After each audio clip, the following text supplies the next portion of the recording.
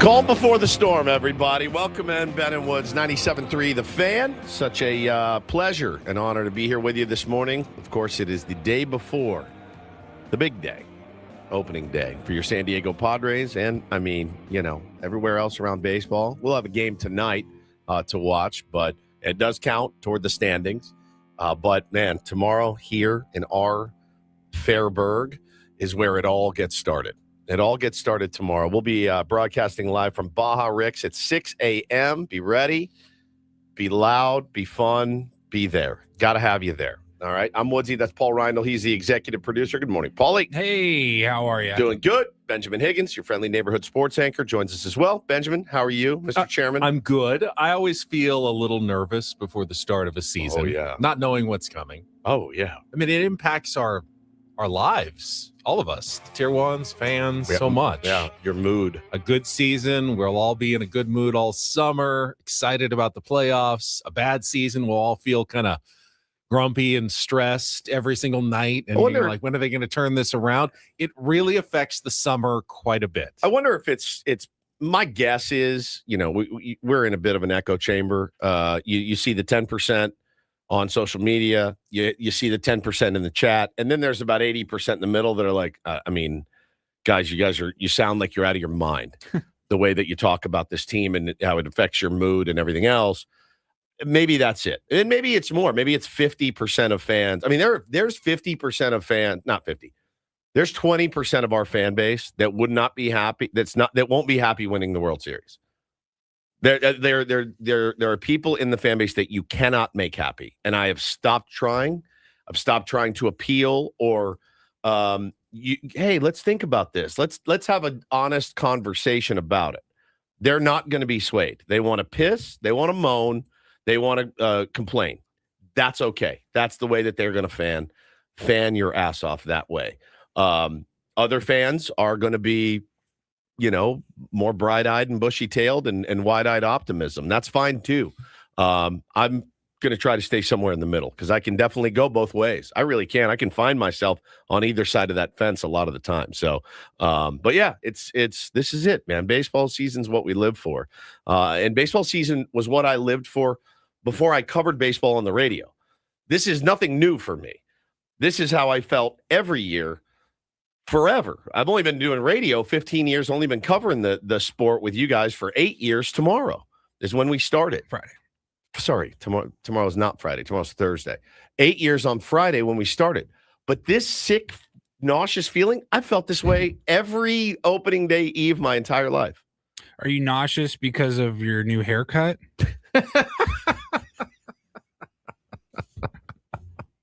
I've been thinking about that comment by Ben from yesterday. If you missed it, like I've been thinking about it all day yesterday. I did too, and I even texted how impressed I was with his roasting ability. It was unbelievable. I didn't even say it. I got to go back and pull it later. I wish I had it right now. We logged on to the show yesterday. And I can't remember what I said. I had a really rough night the night before. I slept for like 30 minutes. And right. I said, I'm tired and a little grumpy. I said, I'm a little grumpy. And you said, right off the cuff, is it because your new haircut? What the hell was it?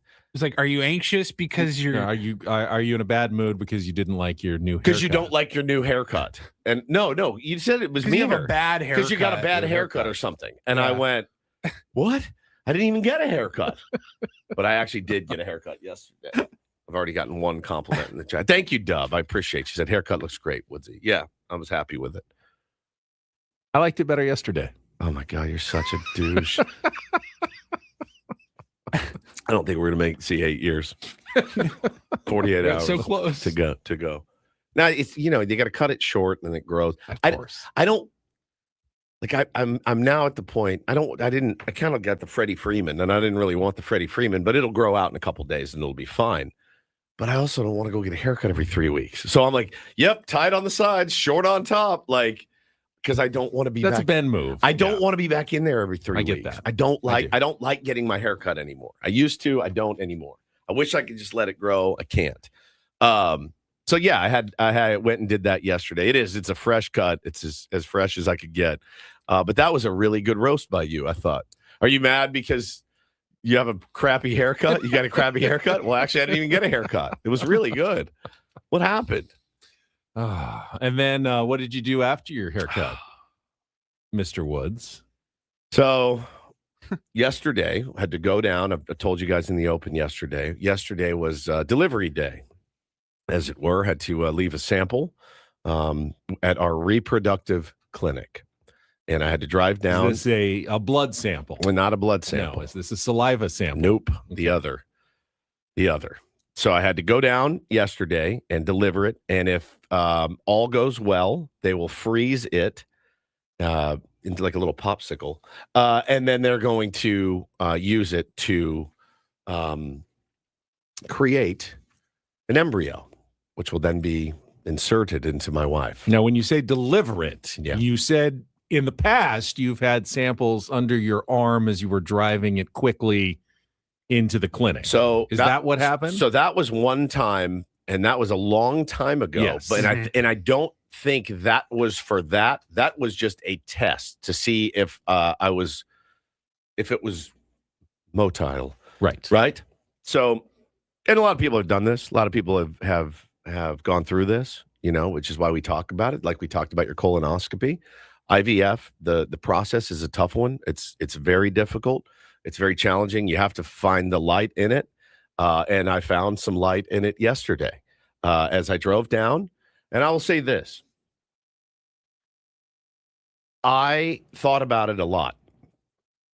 I thought about it the night before. I didn't sleep very well. Thought about it all morning. Thought about it. Because when you have to do that, under the gun, so to speak, it changes things. It's no longer like, I can't wait to get home, have the house to myself. This is more of, you're making me do this. I have to do, you're forcing me to do this. So it should be generally a pleasurable experience. Becomes more of a stressful task.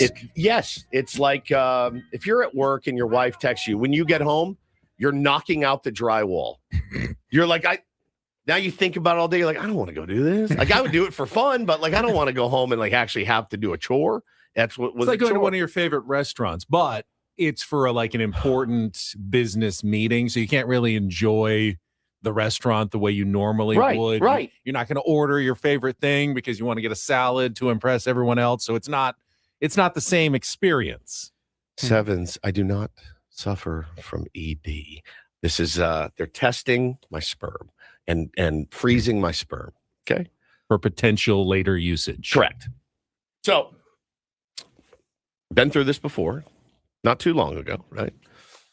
Walk in, I actually gave her I know what to do. I've got it.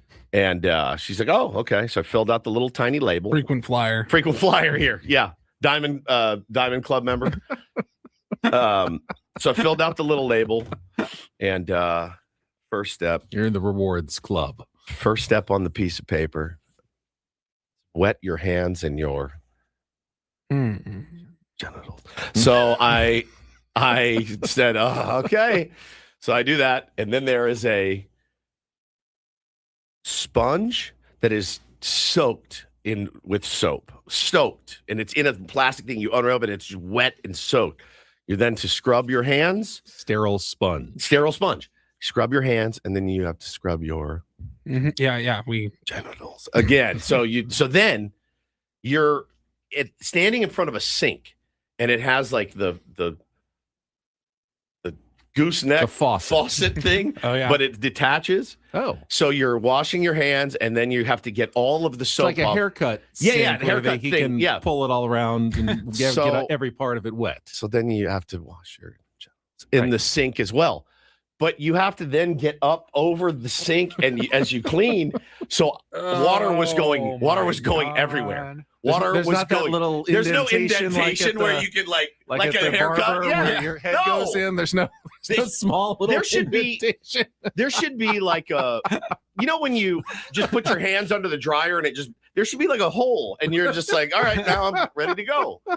So, dude, there is water everywhere. It's water running down my legs. There is a pool of water, and I'm watching it run.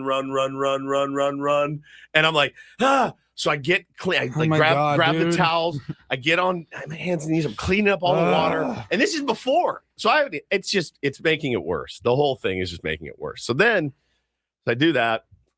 And then I look at you look at the scenario which you've been in, which they've given you. And it's not great. It's a 5-foot long leather couch, old leather couch. And that's really it. It's butted up next to a door and it's butted up next to the sink. It wedged in perfectly in that one area. So I'm like, do I lay down? Do I sit? I don't stand, do I? So I hit my prayer. Does your mind go to what has happened on that couch for however many years that couch has been in there? 1,000% it does. Yeah. So you're on the leather couch and you're trying to get comfortable. And then I just said, forget it, man. Forget it. I'll just hit my knees in prayer, so to speak. And so whatever was all on the fine and dandy. On the ground? Yeah. On that ground? With a pillow under my knees. Yes. Yes. Couch was used for the holding of the phone. Right. When you're on a road trip and you go to a rest stop, do you just do cartwheels around the bathroom? Why? That's disgusting. Why? That's a disgusting bathroom, floor. It's not a bathroom. It's a doctor's office. At the end of the day, the towels were sterile. I had the sponge. Yeah, but you just talked about the whole sink process. I got to imagine every person that's been in that office has made a huge mess. mess. To think there's a very thorough cleaning after every single usage. Yeah, right. I would hope. So I would think. So the worst part of all of it, if you can imagine, you haven't heard the worst part yet, is you're in a doctor's office. It's busy. A lot of people are in there. The back room where I am is butted up next to I guess it's the sample room. It's where it's connected to a couple of other rooms. So there's probably 2 doors going in and out of that room. So so it's like one room that all the samples, patient patients, rooms they don't all turn into? It's mostly the nurses and stuff going in that room. But they let you lock yourself into the room? Yes, okay. You're locked into the room. So you have 2 doors? There's 2 doors. There's the main hallway door that you came in. There's one right behind me because I'm facing forward now, and then there's one to my left that if I leaned over, I could touch it. That's how close it was. So I'm in the midst of the whole process, and all I kept hearing was click click from, and I would jump, and I would. This is right next to someone's me. about to walk. Like someone's trying to walk in. This is while you're. But what always said, everyone has that feeling when you're in the bathroom. Yeah, yeah. And no one knows you're in there, and they start trying to turn the handle, and you freak I'm in out. here! You freak out. Yeah, occupied. But no one was trying to get in, but they kept coming in the next door. They kept walking into the other room next to me. But every time you hear that sound, it sounds like, bro, I'm in here. You know what I'm doing here. Yeah. Yes. Yes. You're like, So you stop, and then you have to start over again, and you're like, oh my God, please. And then I vividly remember in my mind, I went, knuckle down. Get this done. Oh, Paulie, knuckle down. Oh, get this done right now. Get in. Get the hell out of here. Yes, and it just, I can hear it through my AirPods, all of it. I was like, please stop. Please, this should be a bastion of silence back here. It should be soundproof. No one should know what I'm doing. So just to get this straight, you are on the ground on your knees. Correct. Doing your business. Yes. AirPods in. Yes. Nude. Fully. And you just keep hearing Fully. Well, I guess fully nude. Fully. Like all the way. Like the day I was born, every bit of my clothing is in a pile of clothes. Socks are off. Why does that make this even more strange? Then again, if you were half clothed, that would also the shirt weird. hanging down like there's no way. Really No. You got my Shaq jersey on. There's really no great way to accomplish it. So finally, mission accomplished. Oh my God. Holy God.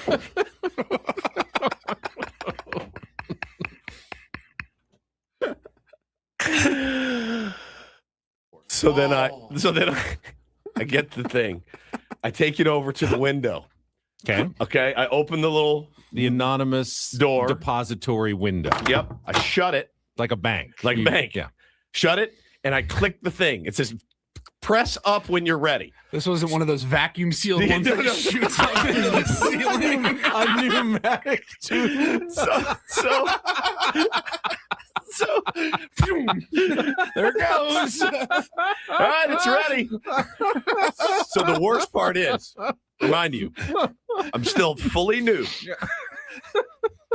As I open the thing, I put it in, I click the thing, and I'm like, you wanted to get rid of it as quickly as possible. Get rid of it, get it in, let's get it frozen, let's go. Oh, jeez.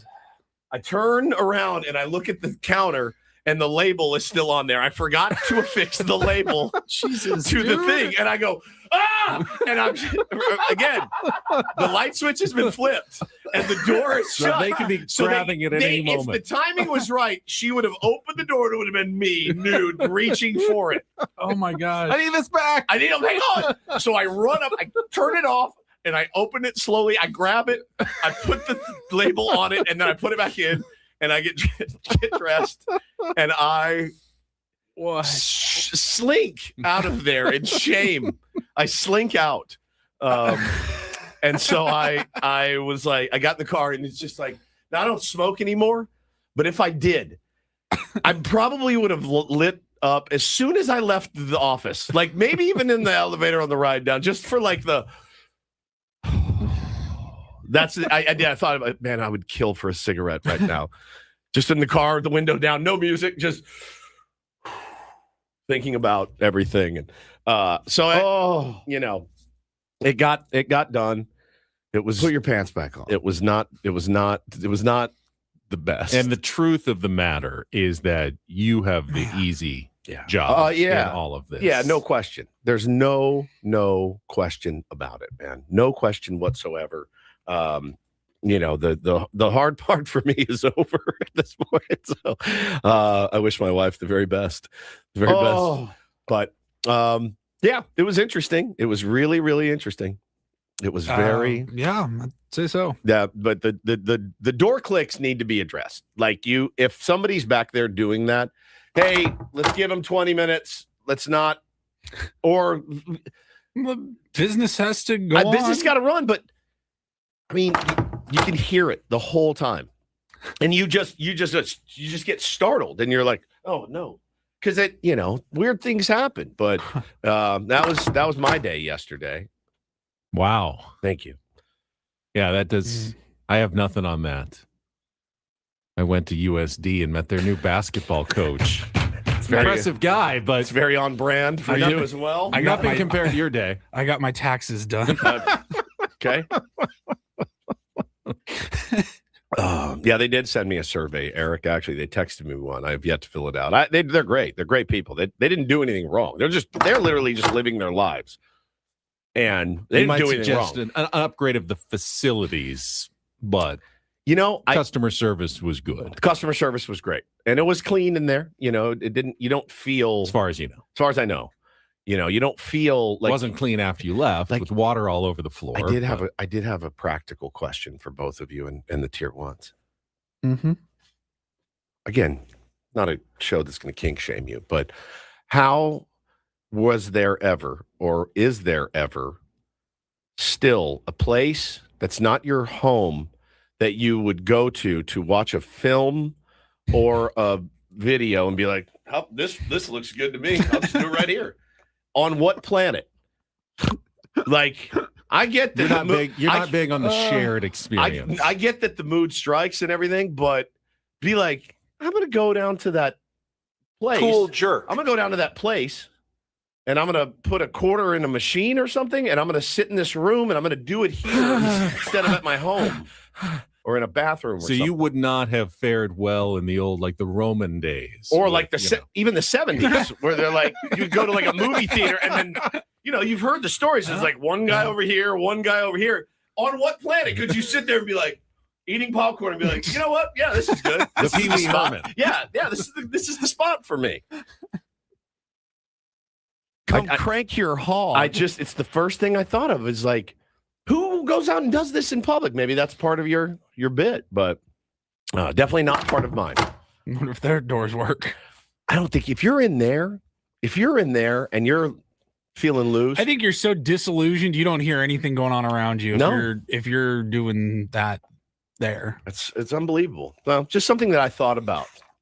Something that I thought about yesterday is like people actually would go out and do this, like, peep shows and stuff, like there at some place. Isn't that weird to you? Yes, it is weird. Yes, yeah, it's extremely weird. Yeah. Anyway, we move on. All right, let's move on. I'm really more than happy to. The funny thing is, there's not much to move on to. It was a very slow sports. Well, we can. We're not talking about Tiger Woods. I'll tell you that right now. We'll set the menu. Today's our MLB preview day. Yeah, buddy. We can also talk about yesterday's Petco Park preview day. Sammy Levitt represented 97.3 The Fan. Guy was crushing. The food pictures. I was jealous. I had to choose between USD basketball and Petco Park. I figured better go do the sportsier story. But as I saw the pictures of what Sammy was eating and testing yesterday at Petco Park, I got a little FOMO that I wasn't there. But we'll all get to try all the new food samples at some point throughout the year, whatever looked good to you. But we can talk about it all coming up.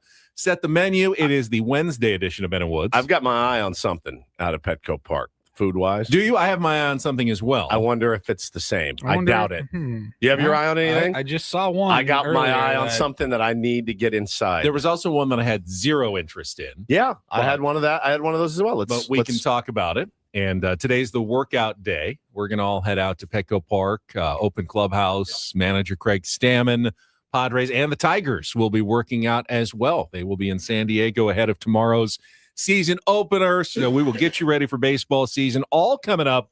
Get our first time out, first check of traffic with Kelly Danick, broadcasting live from the Bill House Studios. We know how. Ben and Woods on a Wednesday morning on San Diego's #1 sports station, 97.3 The Fan. First, though, the best feeling in sports isn't just winning. It's knowing you were prepared. That same feeling matters in retirement. That's why Trajan Wealth helps people plan with purpose. TRAJAN Wealth.com. They're fiduciary advisors, and that's important. A fiduciary advisor has to be in your corner. Doesn't matter what they're trying to sell or commissions. They don't do that. They take the time to listen, educate, and build the right wealth management plan that reflects your values, not someone else's idea of retirement. They're independent, local, and focused on long-term relationships with offices in Liberty Station, Carlsbad, and Del Mar. Trajan Wealth works with people who want peace of mind, not financial guesswork. If that sounds like what you're looking for, start today. Call 619-367-0207, 619-367-0207, or visit TRAJANwealth.com. That's TRAJANwealth.com. Trajan Wealth. Plan smarter. Dream bigger. Advisory services through Trajan Wealth, LLC, SEC-registered investment advisor, client paid advertisement. Additional disclosures at TrajanWealth.com.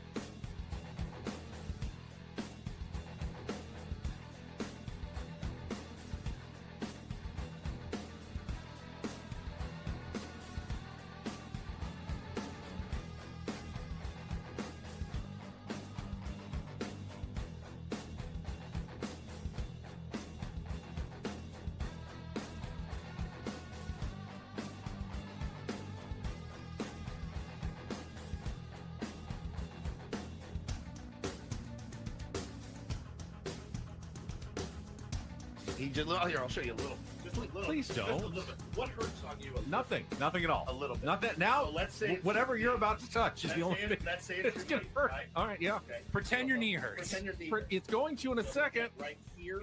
Oh, that is not pleasant. Hey, player, this is all yours. This room with this view.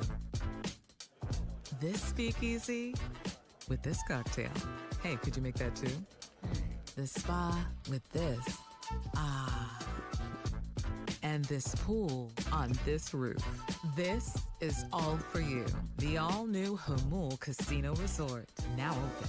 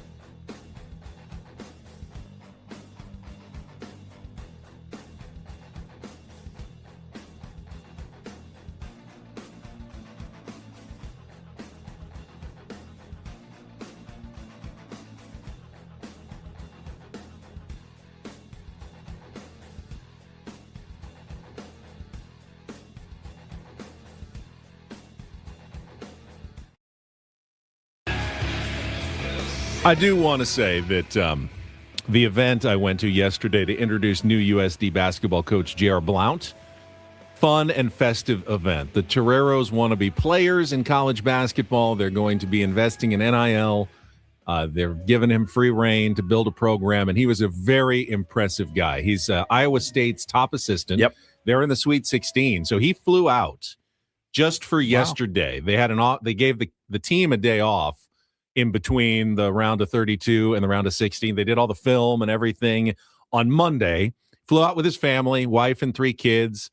His wife is like a doctorate book writer, like psychologist, I believe. Very impressive family. And then he did the press conference and then flew right back because they've got practice and they're heading to Chicago for the Sweet 16 game against Tennessee on Friday. So as soon as Iowa State's run is over, he will return to San Diego and become the full-time head coach. But that's awesome. They've got that new facility, the Student Wellness Center, which is like their own jam center. It's absolutely gorgeous. It's going to be a real recruiting tool. And with Gonzaga now out of the WCC, and we heard yesterday Randy Bennett leaving St. Mary's for Arizona State, and Washington State and Oregon State coming to the Pac-12 as well, they think there's a real opportunity for USD to take a big step up. So this is swinging for the fences, to mix some sports metaphors, but it was an impressive event yesterday. And I wanted to wish J.R. Blount, who was a nice guy, said maybe we'll have him on the show sometime. Good luck in the NCAA tournament, and then certainly good luck with the Toreros.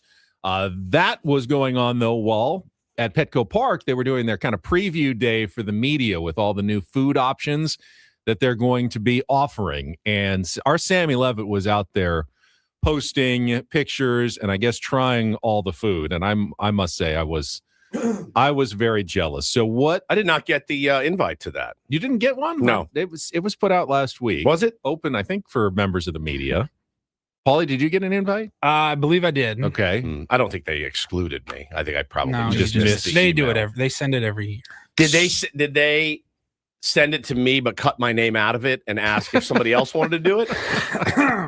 Because that I've heard of that happening before. That seems Doesn't crazy. that would be crazy. So there were some definitely some intriguing new items. What stood out to you from the pictures that you saw from Sammy? What stood out? Yes. Oh man. I mean, the thing I got to get my hands on is that short rib sandwich. All right, the short stop braised beef short rib, Yeah. boursin aioli, which is like that French cheese spread, and then au jus served on a French roll with God. kettle chips. Oh my God. Available section 100 near the home plate gate. Oh, yeah. And I can see, like, if the meat wasn't super great, like, that's just a average It's sandwich. like a dry meat sandwich. But that's not how Petco rolls. Like, I'm thinking of, like, the tri-tip nachos are amazing. Like, all the stuff there is quality. So I'm assuming that braised short rib or whatever is delicious. The Grand Ole at the ballpark is spectacular. It's spectacular. I eat it every time I go. The hot mustard sauce, like that's still there, right? Grand Ole still going to be there. Okay. What is it? Braised beef short rib? Yeah, this is braised beef short rib. Delicious. That's the thing that I had my eye on. My wife's very excited for the pretzels. Very excited. The new braided pretzels. Once one of each, I think. All right, so there are 3 different new pretzel options. There's the cinnamon sugar pretzel bites. Are pretzels beneath you? I feel like they are. No, Okay. not All right. at all. Okay. These look very involved to me. There's the buffalo and blue cheese braided pretzel. That's Okay. your savory option. And then there's the one that I think was the most polarizing. It was the s'mores braided pretzel, which is a long pretzel kind of stick covered in like chocolate and marshmallow and graham cracker. And God, that some looks people good, man. Some people said, I need this instantly, immediately. All I could think about is your kids are going to beg for this one. Oh, it's messy. Oh, yeah. And it's then messy. once they have it, you're going to have children that are just covered in sticky chocolate and marshmallow for the rest of the game. You are not going to be able to clean that off of them. So You're not wrong. Be prepared. Bring some wet wipes or something, because that looks like it is going to get all over the place. What's that one, Paulie? That's the buffalo. That's the one, buffalo chicken. That's too much for me. which I've never even heard of that for Me a neither. pretzel. A buffalo coated pretzel. I'm not saying no. I bet it's good. And they got the blue cheese dipping sauce. I bet it's spectacular, man. SD Jelly says a disaster log. Yeah, it's the log of disaster, the log of regret. Certainly. And then they also had the bites, right? The pretzel bites, those cinnamon- look a little more manageable just and regular probably pretty pretzels? delicious because, those Do you guys, all like right. little churro pretzels. So They do are we, all, desserts. do we all agree that when you go to a ballpark, do you guys, when you order food, and let's say you go outside the normal hot dog nachos, right? And you get something like this. You get the Grand Ole barbecue or you get the short rib sandwich. Mhm. Do you eat it up in the concourse or do you take the whole big production down to your I seat? take it all down to my seat. You do? Okay. Yeah, so I can watch the game. Depends on where we're sitting. Depends on what we grabbed. But depends on what time it is. Yeah, usually not a lot of great standing options necessarily. No, there's a couple of seat areas which I love. I love getting my sandwich and eating it, then going down unfettered to my seat to watch the game. If we're even hungry, like for real food, we'll pretty much grab it as soon as we get in, kind of on our way into the seats where there's not a lot of people yet, and it's a little bit easier that way. And then you just kind of you got it done before like the pregame intros even start. I want my meal. I like to finish my meal before the Star Spangled Banner. You know what I mean? I really do. I like to get my meal in, and then I'll snack, of course, through the game. But I'll do like the nachos or something, the tri-tips. Nachos. Because you get a fork, it makes it easier. Nachos. But my thing is like I'm always on that spot where I'm like in the middle of eating my banh mi sandwich or whatever I ordered, and I'm like, oh yeah, hang on, let me get up and take this wax paper and hold it for a second. Go ahead. Yeah, you get through. Like I just like to eat it up top. Some of this stuff is tough to eat in your seat. So another of the polarizing new food menu items are the pot pies from Pop Pie Company. And they have both a chicken pot pie and a green chili and jack cheese.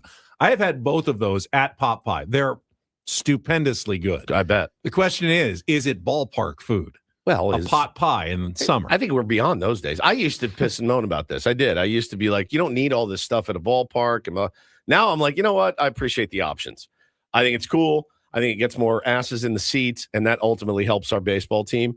And I thought, I mean, you can do better than hot dogs. And I've been to some stadiums where you're like, bro, this is as bare bones as it gets, and sometimes I will just get a hot dog. Yeah. But most times I get a grand old sandwich or I get something different. Sometimes or the pizza. The chips and cheese nachos is better than just the whole works. Sometimes that's what you want. You want the chips and cheese and jalapenos. Pies look amazing. Those look now, I'm surprised because I love Pot Pie Company. They have the pie in a cup dessert or whatever. I thought for sure that would be something that they would offer at a ballpark because it's actually a lot cleaner. It's easier to eat. I wonder if no sweet. I didn't see any sweet pot pie options. Oh, I could eat a pot pie right now. Baseball and apple pie, nothing more American. Except you never have apple pie at the ballpark. No, you don't. But you could in a pot pie. But these are the savory options. I'm intrigued. This seems like a manageable one. The bratwurst smashy, which is like sliders on pretzel buns, but instead of burgers, they're bratwurst patties with beer cheese, peppers, onions, pickled mustard seed on a pretzel roll. That does look like a Ben item. It's so Ben. And I look at that picture, Paulie, and that picture gave me heartburn.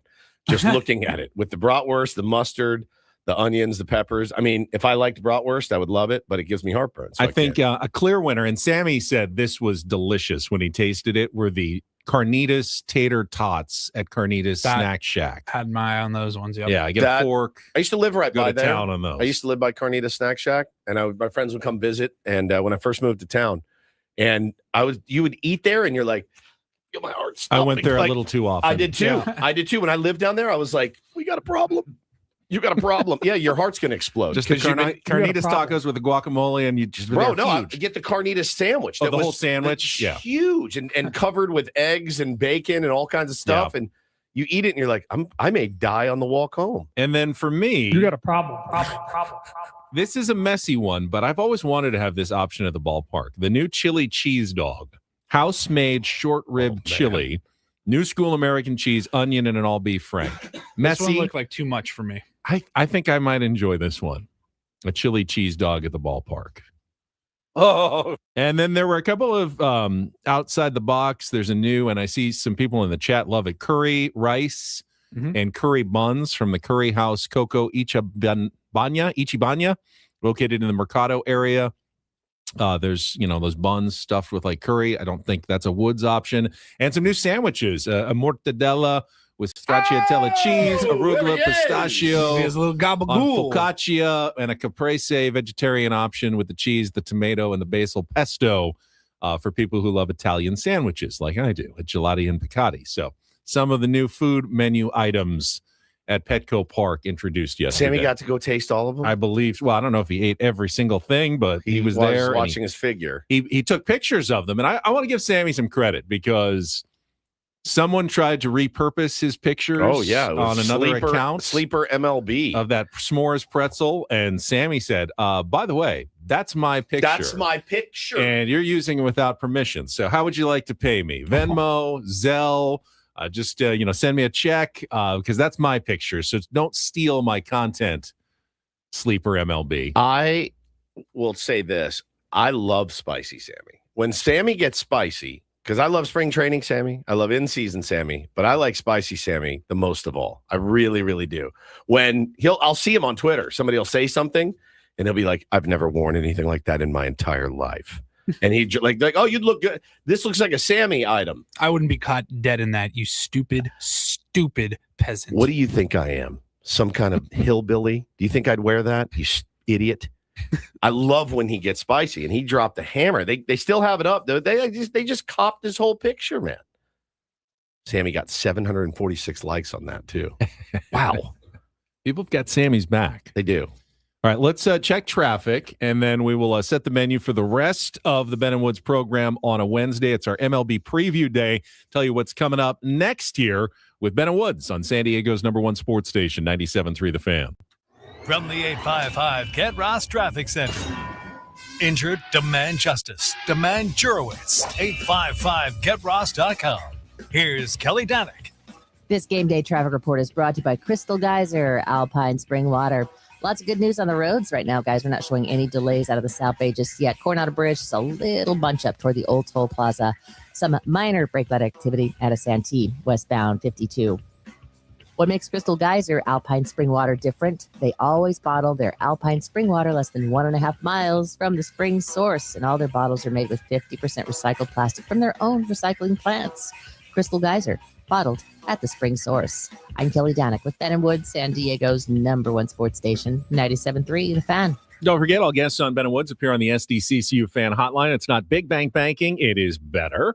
Coming up at the top of the hour, the votes are tabulated. The final four of the 7th annual Ben & Woods Tournament of Drops is set. We will tell you the winners that you voted for yesterday, Tier 1s, and our final two matchups, the semifinals. And then we will have our finals matchup tomorrow on opening day. And then on our 8th anniversary on Friday, we will crown the newest Tournament of Drops champion. But we're down to 4. We'll let you know who they are coming up at 7 o'clock. At 7:20, we'll get to Don't Do This morning. 7:35 is when we start. Don't know if it might take more than one segment, but we will start our MLB predictions and preview for 2026. We don't really do this a lot outside of today, but the day before the baseball season, we actually predict the divisions. We write them down. Paulie has the results from last year, so you can see how little or much credibility we each have in our predictions. Yep. And then we will also include our NL West predictions and where we think the Padres will finish, and not just overall winners, record. Not just division winners. No, wild first, cards. second, third, fourth, fifth place. all the way Also, through. let's do AL, NL Rookie of the Year, Cy Young, and MVP. Ooh, okay. Ooh. Just a little ring. All right, so this is probably going to take us into the 8 o'clock hour as well. Hey, we got nothing but time. Bud. Yeah, we got time to this morning. We'll also play some Take on Woods at 8:20. Another chance to qualify for the trip to Las Vegas, music, movie, or TV trivia. Ryan will report in our final hour. And we also have another giveaway today. Bob Dylan tickets for, and I don't have the details of when he is coming. Shell. Rady Shell. He's going to be at the Rady Shell on June 21st. Okay. Get your tickets at Ticketmaster.com. But we got a pair today, tomorrow, and Friday. Like the Bob Dylan. Bob Dylan, who has a special place in Ben & Woods lore. Yeah, he does. I was not there the day that you played his new, what was it, 17 minutes? 17? Yeah. Minute song. Played So, the whole thing. the in its whole entirety. thing. Yeah. On a sports radio show. Indeed. The whole thing. The entire song. Yeah. It was akin to doing zone 2 cardio is what it felt like. And I didn't move. I just sat here. But my heart rate was such that I got a workout in just by sitting. I didn't even have to move my body. My heart was about to explode sitting there rotting through that. So uncomfortable. It was so uncomfortable. Didn't help with lyrics like Right. from the greatest songwriter of It all was a time. song about JFK's assassination. Yeah, among other things, but yeah. Very topical. Very.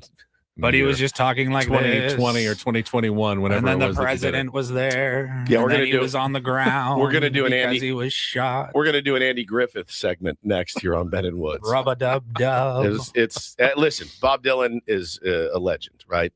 Maybe the greatest songwriter of all time.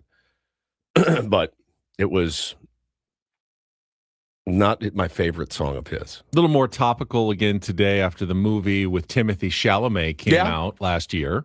Some renewed interest in Bob Dylan. Sure. But he's still around. I tried to watch. How old is Bob Dylan? It's got to be 80-something. Let's see. But he sounds great. 84. 84 years old. And sit near the stage. Still getting it. Put your head out the window. Let the good times roll. There's a party going on. Here, let's fast forward let 9 me know minutes when you in. decide to throw in the towel. It is what it is, and it's murder most foul. Let's Murder get Most Foul. That was the 13 song. minutes in. That's 13? Like a rootless tree. He does have an F-bomb in here, I think. I hope not. It's not labeled. Okay. Well, with a 17-minute song, the odds that we're going to land on that are pretty low. Yeah.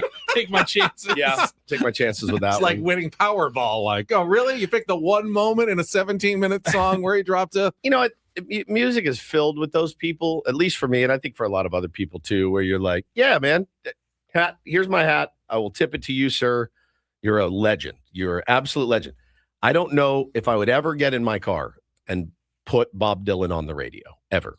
I never. If it was on, would I listen to, maybe if I heard, Tangled Up in Blue or Lay Lady Lay, I'd probably, I would put Lay Lady Lay on. I think that's a brilliant song. And there's a couple more. But it doesn't stay in my mind, to like, I need to hear some Dylan today. Because I'll get in that mood where I'm like, I want to hear some Rush. I want to hear some Zeppelin. I want to hear whatever. Never once have I gone, I got to hear some Dylan today to get me in the mood for whatever. But I tip my hat to Bob Dylan. He's obviously an American treasure. So go see him. All right, how are we going to give him away? Do we want to listen for one of our sounders, Bob Dylan-related sounders? Paulie, I will let you pick. Do we have Rub-a-dub-dub. that one? This is Or- kind of Bob Dylan-y. Everybody must get stoned. Yeah. Perfect. Is that the one? All right. That's the one. That's from Rainy Day Woman. So the next time you hear that, won't play it again. Okay. The next time you hear that clip, call in. Me saying the clip from Rainy Day Woman. Yeah. That will be your cue to call. Okay. Sometime between now and the end of the program, call in. Let's say be the fourth caller after you hear the sounder, and you will win the tickets to see Bob Dylan. Okay. 84-year-old Bob Dylan. I wonder Playing what at the radio wonder show. what the set. I don't picture him coming out and doing hits. I don't. I picture him like just doing what he wants because he's Bob Dylan. Stubborn. Although someone in the chat said they went and saw him, and he actually did play. He played some of hits? his hits. I got At to look Chula up. Vista. He said he actually played some hits. That's crazy. But you can't guarantee that with Bob Dylan. It could be a different thing every night with him. He'd show up, he just wanted to do a reggae You can see his night. full set lists. He played in Omaha, Nebraska a couple of days ago. Be Your Baby Tonight, All Along the Watchtower. Okay, that's good. False Prophet, Black Rider. Did he play Lovesick, Hurricane? Did he play most of the time?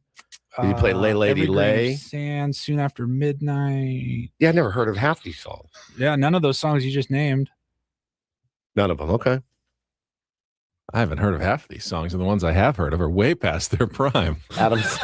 Adam says he's playing his new music. Well, listen, man, Bob Dylan. Anytime you get a chance to go see a legend in concert, especially at a venue like that, I think you got to take it. So, especially if you get him for free on Ben and Wood. Michelle is amazing. Yeah, super fun. Little update on one of the big baseball stories from yesterday. Details in on Pete Crow Armstrong's contract extension with the Chicago Cubs. 6 years, $115 million.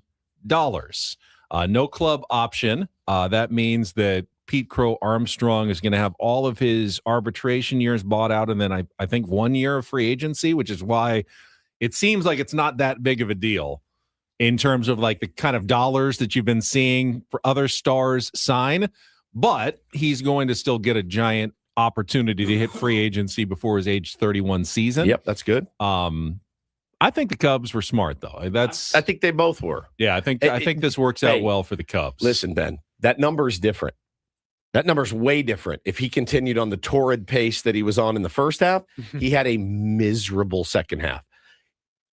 And because you had a miserable second half, your mind tells you, yeah, man, I need to jump on this. I got security, either buy me out of ARB. This game's very hard. It's getting harder.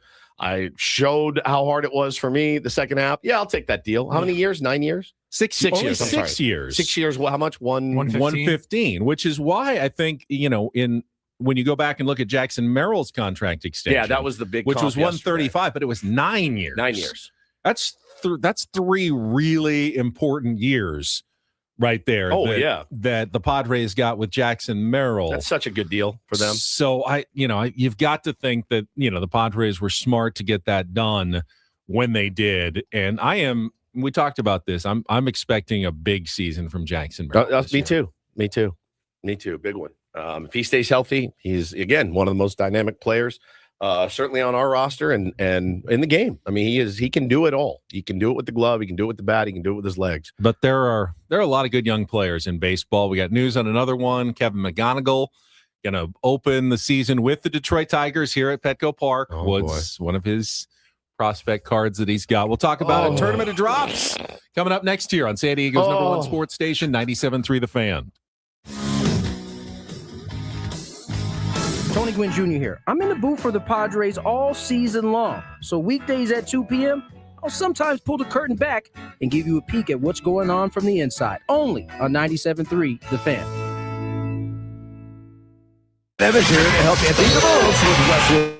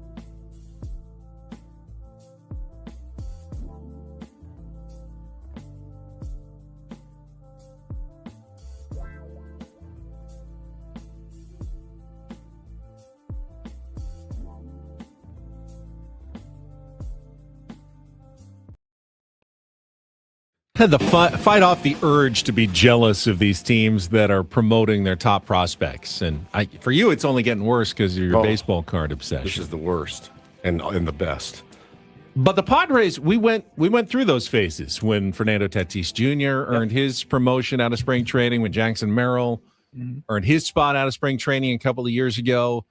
But the idea is to build a team where you're not necessarily having to pull up prospects every year to fill holes on your roster. Now, these are exciting prospects like Kevin McGonigal of the Tigers, who got the news yesterday that he has made the opening day roster, will be with the team here in San Diego tomorrow for opening day. Going to be in the lineup, I heard, and will be hitting off of Nick Pivetta for his major league debut.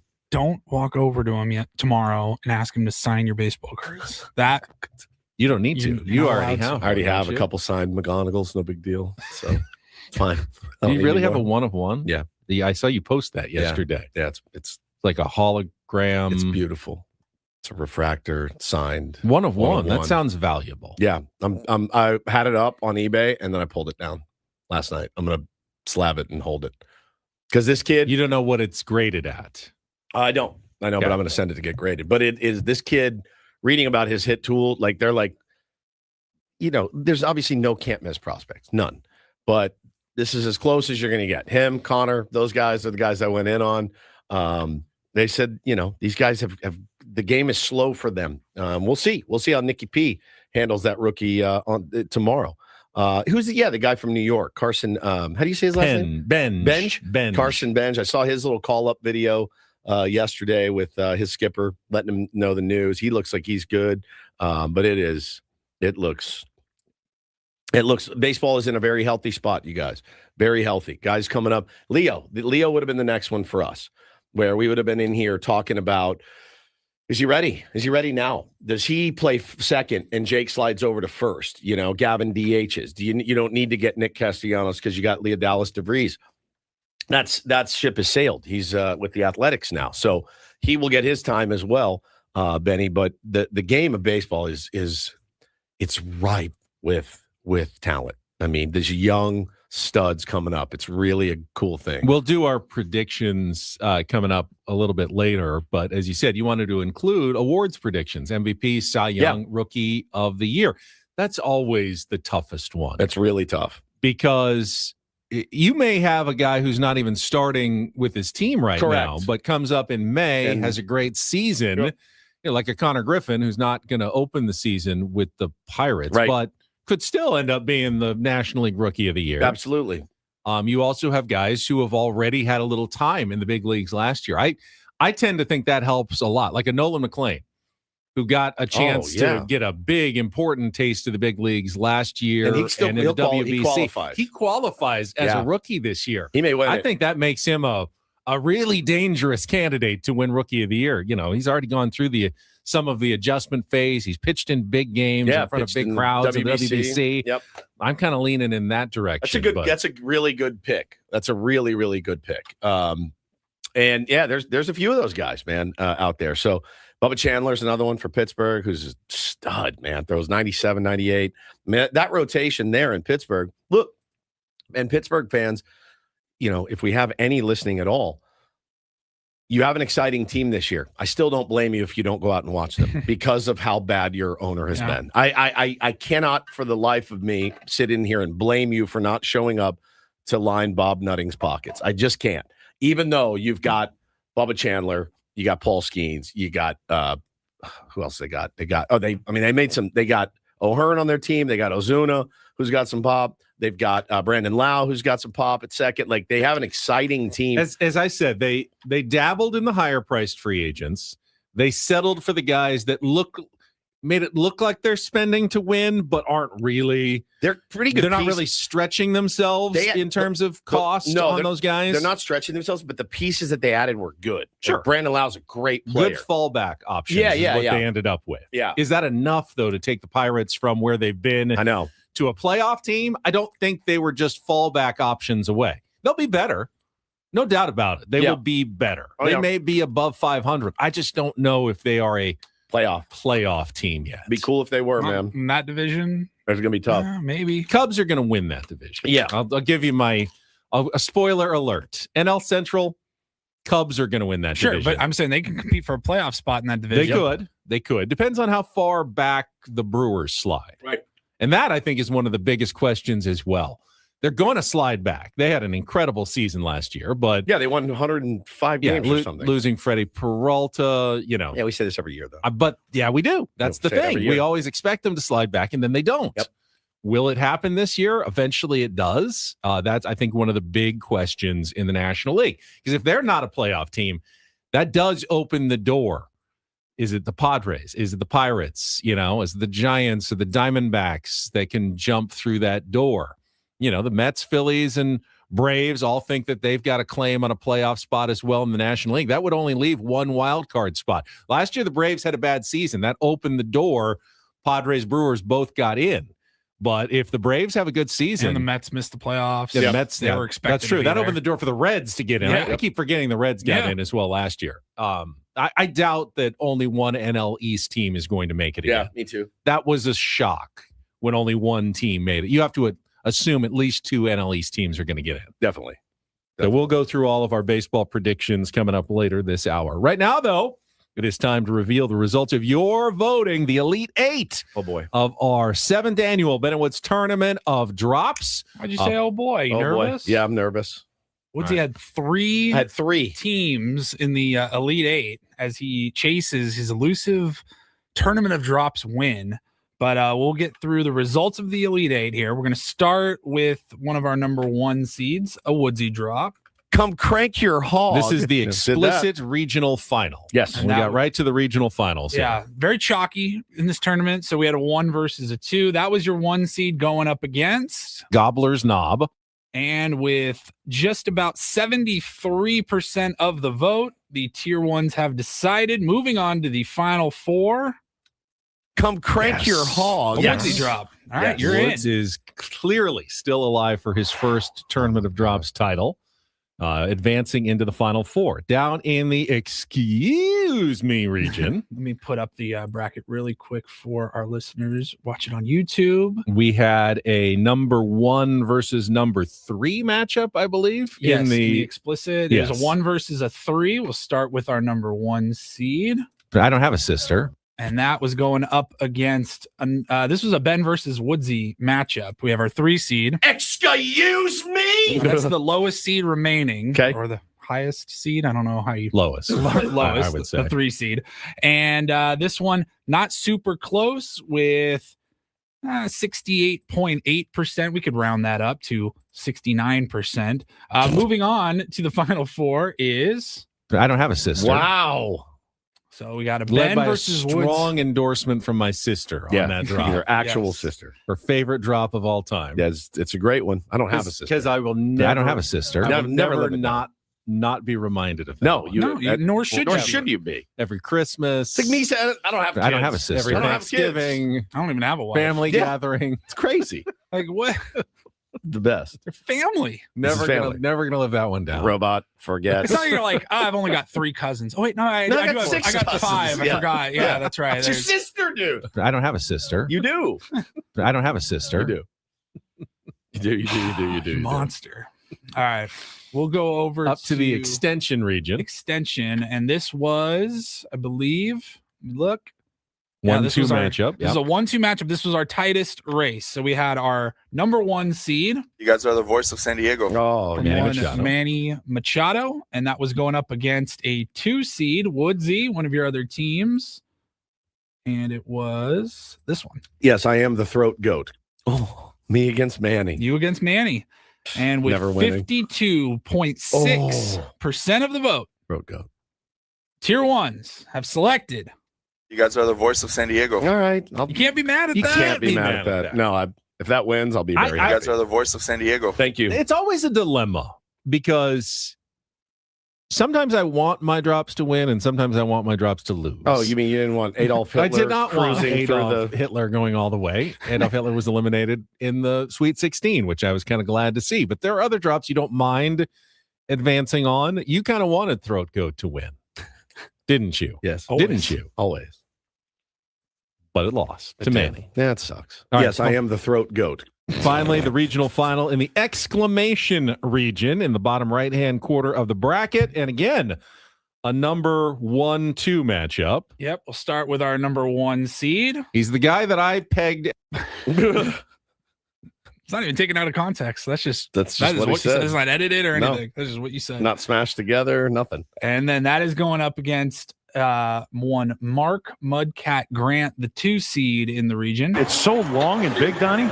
So if the 1 seed here won, we would have all 1 seeds. Yeah. I think for the first time ever in the Final Four of the Tournament of Drops. But what was the actual voting results, Paulie? With 67% of the votes, the tier 1s have selected It's so long and big, Donnie. the 2 seed, Mark 2 Grant. seed. All right. So Mud into the Final Four of the Tournament of Drops. So our Final Four, we have Ben. I don't have a sister going up against. I don't have a sister. That is going up against Woodsy on the left side of your Come bracket. crank your hog. So this is it. It's me against you going to the final. One of us Yep. will be in the final. And then we've got a Padres related right side of the You bracket guys are the voice of San Diego. going up against. It's so long and big, Donnie. Mud against Interesting Manny. matchups. Wow.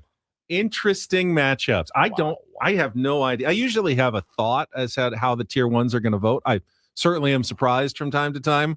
I don't really even have a clue as to how this is going to go. I don't know. The Mud against Manny is going to be a really, really tough one. But I think I'm probably out.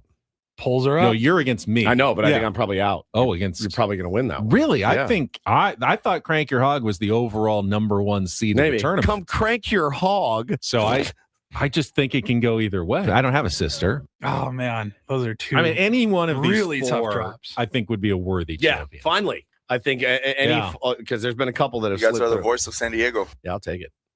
I mean, It's so long and big, Donnie. It's greatness. that's the one that makes me smile the most. Yep. I don't have a sister makes me cringe the most. Yes. Come Crank Your Hog makes me laugh the most. And Manny, you guys are the voice of the San Diego, makes me beam. That makes me, beam The with most. You pride. guys are the voice of San Diego. Thank you, man. Appreciate it. My favorite player. Thank you. All When right, your favorite so- player says that, it hits different. Of course. It hits way different. All right, Paulie's going to put all the voting links in the YouTube chat on our social media channels, and you will once again have until tomorrow morning when we are broadcasting live at Baja Rick's to get your votes in, and then tomorrow at 7 we will reveal the 2 finalists in the 7th annual Tournament of Drops, and we will open voting for the champion to be crowned on Friday. Your wife, Paulie, says, you guys are lucky this thing even came back after voting for Juan Soto saying good morning. I agree. I almost. we were like, you know what? Just bang That's it. the only time we've ever like. everybody. I don't want to do this I don't wanna anymore. do it anymore. Should we lie and doctor the votes? Yes, we should. Yeah, we literally Should we call for a recount? There was a potential scandal brewing. Potential. There was like, really? Are we really We're going really to gonna play abide with this? the tier 1s voting for Juan Soto? We had the drop was when he was on the embarrassing. team, and Yes. then he was traded and Yes. no longer on the team. But And it then we won. still had that tournament. That's what surprised me was that he won after we had traded him. Yeah. Good morning, everybody. That's the drop of the year? I don't think so. I was furious. It wasn't even on our show. It was on one of those little Yeah, little Padre thing. little Yeah, mini it's mic true. videos. So It was furious. so dumb. So It's furious. like dumb. Can we say that's the only time the tier 1s let us down? That's it. I think that's the only time. In 8 Everything else years? in 8 Yeah. years.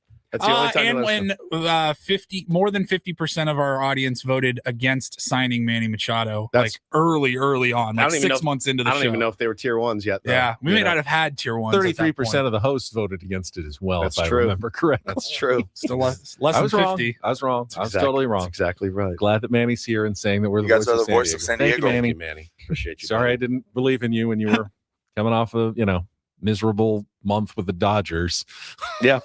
Yeah, very bad. All Yeah, right, that's let's real take a timeout. When we come back, Good morning, everybody. get to Don't Do This. Stupid. A huge superstar and a medical diagnosis gone very wrong. And then we got some cool audio from Gary Sheffield, I believe. Yeah, man. We're just going to do this every time that our pals from All the Smoke podcast talk about Tony Gwynn. We're just going to play it for do this because it's an easy incredible. win. It's an dub. easy win. We will play that coming up next. Quick timeout. Ben Woods back after a check of traffic here on 97.3 The Fan. Gambling problem? Call 1-800-GAMBLER. GEGE 0000466. For a full list of games and rules, play at 7 Mile Casino. Visit 7milecasino.com. First, though, 7 Mile Casino, our place to play cards. You can go down, and it's not a full casino. They don't have slot machines. Right. It's not like one of those. It's a card room, but I love the games you can play. Texas Hold'em poker, Pai Gow poker, California-style blackjack, and baccarat. And it really kind of hits something for just about everybody who likes to play cards. Yeah, that's exactly right. Best part. Hey, listen, man, the season's starting, right? So pregame, great spot. Postgame, even better spot. After the game, it's 7 minutes from Petco Park. So go check it out for yourselves. You will not be disappointed. There's a great area. You can sit outside, look at the bay. It's a great place, man. Great parking, all of it. Super duper easy to get to. Just 7 minutes from Petco. Yep, food's fantastic, and they like to take care of their players. If you're a high roller, like the high limit action, they got great dealers, comfortable chairs, 35% discount from Sammy's 7 Mile. While you're at the tables, or just enjoy the restaurant and the 24/7 players menu, which is one of the very few all-day eating options around San Diego, and the food is fantastic. The Kung Pao chicken, the best I ever had on that 24/7 players menu. Check it out today. Hop on the 5 freeway, head south to Chula Vista. It's right there. You can see it from the freeway. It's 7 Mile Casino, just 7 minutes from downtown.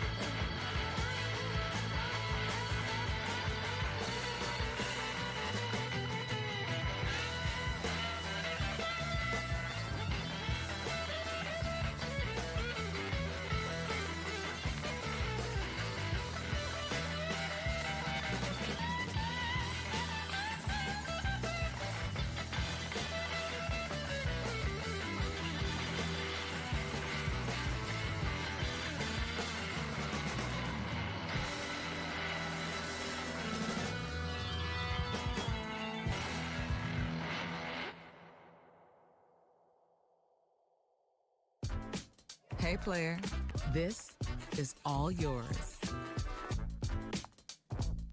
This room with this view. This speakeasy with this cocktail. Hey, could you make that too? This spa with this. Ah. And this pool on this roof. This is all for you. The all-new Hamul Casino Resort, now open.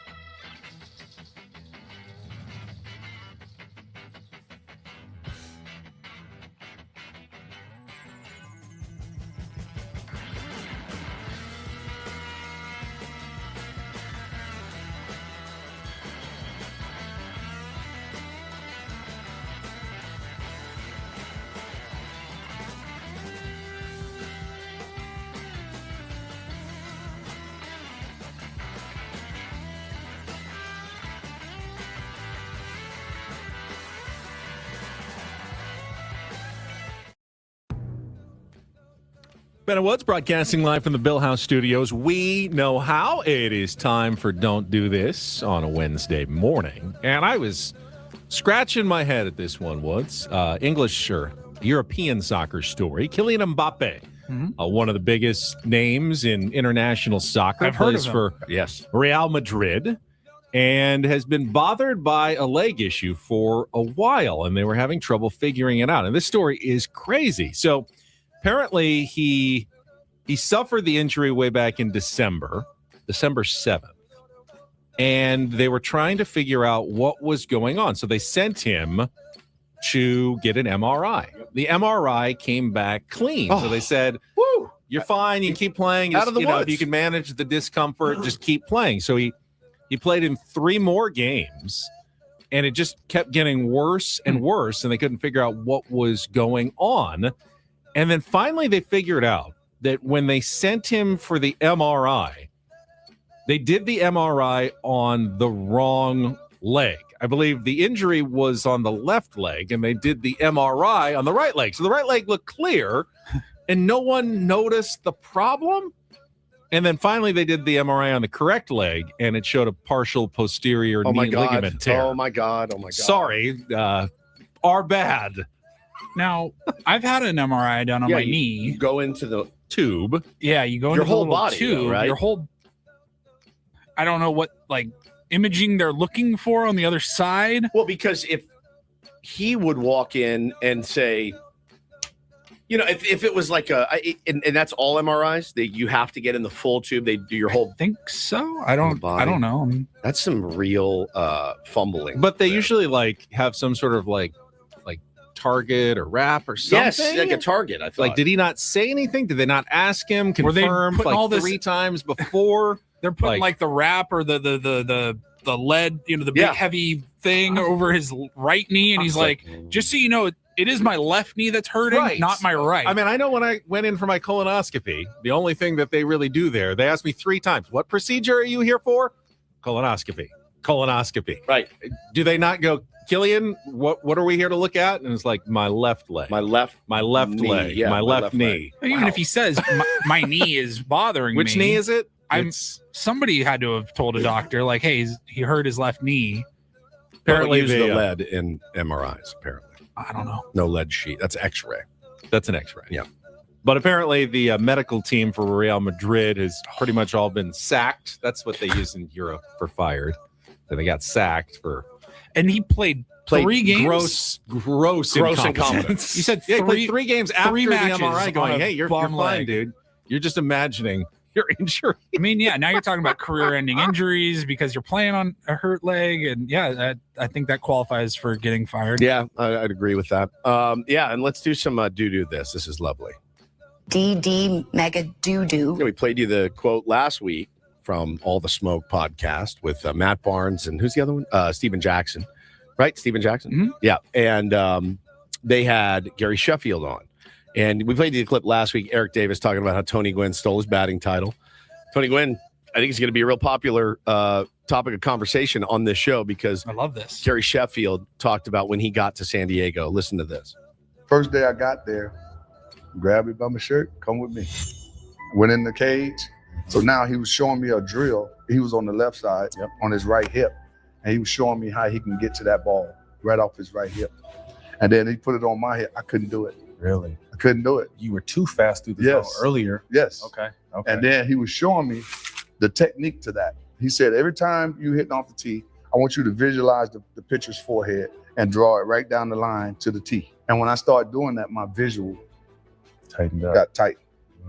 And so I could easily define if the ball is in or away because I'm looking right down the middle.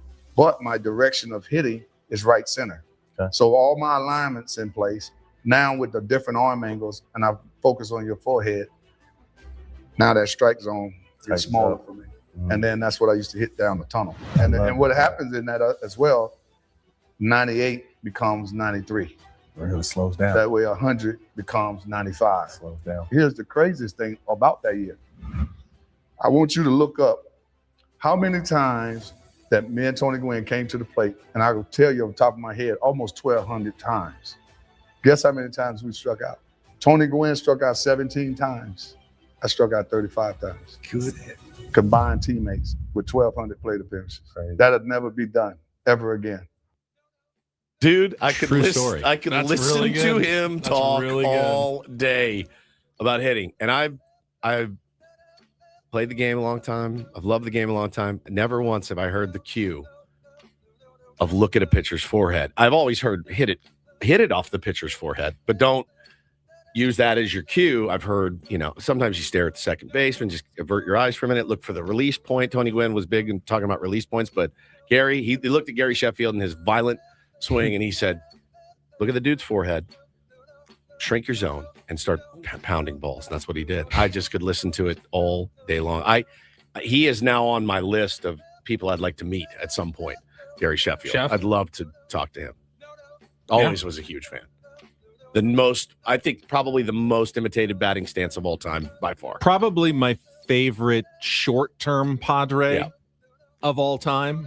Has he ever been back to do anything with the Padres? I don't know, but he Any should. Sort of. When was he here? What year? Like 92, I think. 92? But he was so fun to watch. I mean, he hit the ball so hard. If you were a fan, because this was before they had the netting all the way like down the lines. Yeah. If you were a fan down the left field line in one of the first couple of rows, your life was in danger when Gary Sheffield was at the plate, because he pulled the ball so often and so very hard that his foul balls were incredibly dangerous. His home runs were dangerous, down the line in left field. You're in the outfield. That was dangerous. He hit the ball so hard to the pull side. He was traded from Milwaukee late March of 92, right before the season started, played all of 92, and then was traded in June of 93 for Jose Martinez, Andres Brewman, and Trevor Hoffman. Everyone hated that trade at the time. Oh, yeah. Hated it. Yeah. Despised that trade. And did bring us Trevor Hoffman, a Hall of Famer. God, he was good, man. There's a video of him from a few years back. He was hitting with one of his kids, and he was still yakking. But it was like at an adult league field in Vegas. And he's got a cigar in his mouth, and he's just same stance, just whack, just easy. So what he said there at the end, full season batting back to back. Tony Gwynn, Gary Sheffield, 52 strikeouts combined, 17 and 35, 1,200 ABs. I don't think that'll ever be repeated. I mean, if for some reason, like Luis Ariz and Stephen Kwan batted back to back in a lineup, maybe it would be injured at all, and maybe it would be somewhere around there at the end of the season, and they could do it. But I don't know what insane lineup would ever put those two guys back to back. Would be incredible. Maybe like Luis Ariz and like a prime Ichiro, maybe. Yeah. That's pretty amazing, man. Pretty amazing. 54 Ks, 1,200 ABs. But again, he said it was the first day he got to San Diego. Tony Gwynn goes, come with me. Yeah. Come with me. Amazing. I'm going to show you something. I loved it. Thought it was so good. And that is Don't and Do This for Wednesday. That was Don't Do This with Ben and Woods on 97.3 The Fan. Not a Don't Do This by any stretch of the imagination, but not necessarily good news for San Diego State basketball. Yep. BJ Davis reportedly entering the transfer portal. He hasn't officially announced that the portal doesn't open for a couple of weeks, but his agency, and now, college basketball players all have representation, put up a graphic that said portal with BJ Davis. So, they're putting their feelers out there. Doesn't mean he can't return to San Diego State, or they can't talk him out of it. If they offer him, you offer him enough, he's going to come back for sure. But it sounds like he's testing the waters. And then you saw this morning, Miles Heide joining an agency as well. Saw that a this sign morning. that he may be. Now, that may be to test the portal. That may be to just negotiate a better deal with the Aztecs coming back. You don't really know, but it seems very clear that there's going to be some major changes coming to Brian Dutcher's roster. I thought out of that whole roster, I think they're bringing back like maybe 2 or 3 of them. I maybe think 3. Mark Ziegler wrote that Taj DeGorville is expected to test the portal as well, at the very least. I mean, no telling like who they are getting back from that team. I would imagine Elsie's probably going to at least take a look, field some offers, sniff around. Yep. And if whatever money San Diego State has, that's the guy that I would probably look to retain. Wouldn't you be crazy not to listen if you're one of these kids? Of course. Yep. Yeah. And you work hard to get to a point where you can field offers and see what's out there. And that's exactly why right. there are so few no Cinderellas anymore in the NCAA tournament, because Even San Diego State, which is definitely more on the power side than the Cinderella side, but still well below the major Big Ten, SEC programs. Even they get poached at this point. So now you've got to be good at poaching back. Like the players, the problem with the big schools that have all the money in the world is that they can pay guys, but they can't play. They can only play 5 guys at a time. As we've learned, and you're going to have some unhappy players. So they gave me $1 million, but I barely got any playing time. So I want to go and play, and they're willing to come back maybe for a little less money because they want to start building up their NBA draft stock. And San Diego State has to be able to find some of those guys, or they steal the guys from the even smaller schools that look like they're going to be stars and give them more than, the LMUs or whatever can offer them, and the San Diego State steals them the other way. So San Diego State's kind of the middle player in this whole game, but a little from the top, maybe a little from the bottom, little from the bottom, and try to put together a new roster every single year. Well, I have faith that they can do it. The names that you mentioned would be tough to see go, I think. But again, you might find better players. Yeah, too. maybe you find better. You don't know. All guests on Better Woods appear on the SDCCU fan hotline. It's not Big Bang Banking. It is better. When we come back, we will begin our once-a-year preview. MLB, divisions, MVPs, Cy Youngs, rookie managers of the year as well. All the awards. Oh, yeah, we can do managers. We can predict all of them. It's going to take a little while. We'll go through the results, though, from last year first. They're not very good. Coming up next with Bennett Woods on San Diego's #1 sports station, 97.3 The Fan.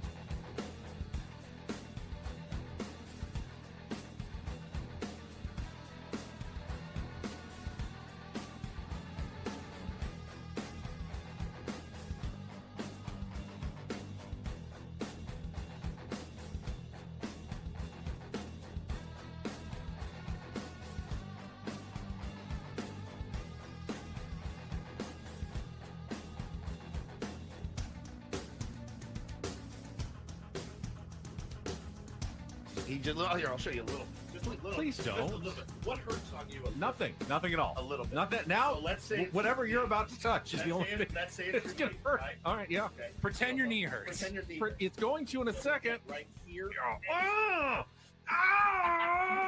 That is not pleasant. Hey, player, this is all yours. This room with this view. This speakeasy with this cocktail. Hey, could you make that too? The spa with this. Ah. And this pool on this roof. This is all for you. The all-new Hamul Casino Resort, now open.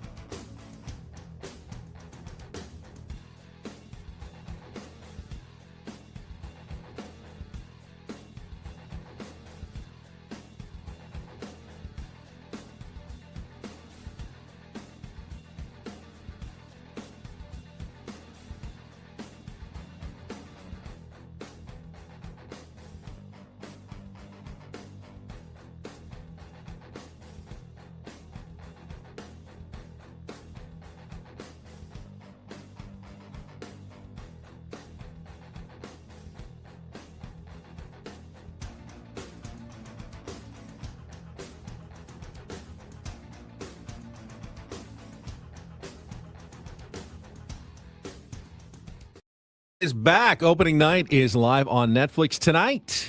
Aaron Judge and the New York Yankees clash with Rafael Devers and the San Francisco Giants. MLB opening night, Yankees-Giants live on Netflix tonight, 8 p.m. Eastern, 5 p.m. Pacific. And since there is a game tonight, we have to get in all of our predictions today because if the Yankees win, that could change the course of their calculus season entirely. If the Giants win, I mean, they may be off to a 100-win season if they take care of tonight's action. So we can't wait for another day to make all of our predictions. Game's in San Francisco? Game is in San Francisco. Okay, Tony Vitello's first game as a big league skipper on Netflix, right? So you're now on the big stage, bud. I remember loving the first morning or the first morning after opening day when you get the standings for the first time. Yeah. And they're all clean. Everything's clean. Like, tomorrow you'll have one 1-0 team. Yep. A lot of 0-0 teams and one 0-1 team. That's right. And if you're a fan of the 0-1 team, it's bleak. It's It the looks worst day of your life. Every team is ahead of us in Major League Baseball. Yeah. All 29 teams Hot start, fellas. are now ahead of us. And if you're 1-0, you're like,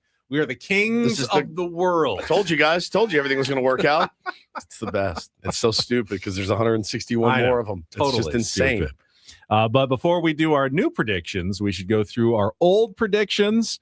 They're not good. Last year, we predicted every divisional finish by every team. There was one division that not one of us got even one team in the correct spot. Very cool. Absolutely crushed it. That's hard to do, honestly. It is. Because there's Three only 5 people. teams in each division. We got 3 people. In fact, the whole East, the AL and NL Easts, what is that? Train wreck? 30 spots? Yeah. We got 2 right. Oh, my God. Paulie and I both picked the Mets to finish second in the NL East, and that was correct with their 79-83 record, which is well below, I think, where either of us expected. Didn't I have the Braves? We all had the Braves winning the division. They finished 76 then and you had 86. the Phillies, then the Mets. And then the Phillies actually finished first. None of us predicted the Phillies were going to win that division. We all had the Marlins last. They ended up finishing third, which was impressive. And then the Nationals, we all picked fourth. They finished fifth. Yep. And then in the AL East, We really messed it up because it was the Blue Jays who finished first. We all picked them fourth in the division. We sure did. The Yankees, who actually have the same record as the Blue Jays but lost the tiebreaker, finished second, but we all had them third. The Red Sox, who finished third, I had them second. You guys both had them winning the division. Yep. And then the Rays, who finished fourth, we all had them in last. And the Orioles, who finished last, you both had them in second. Yep.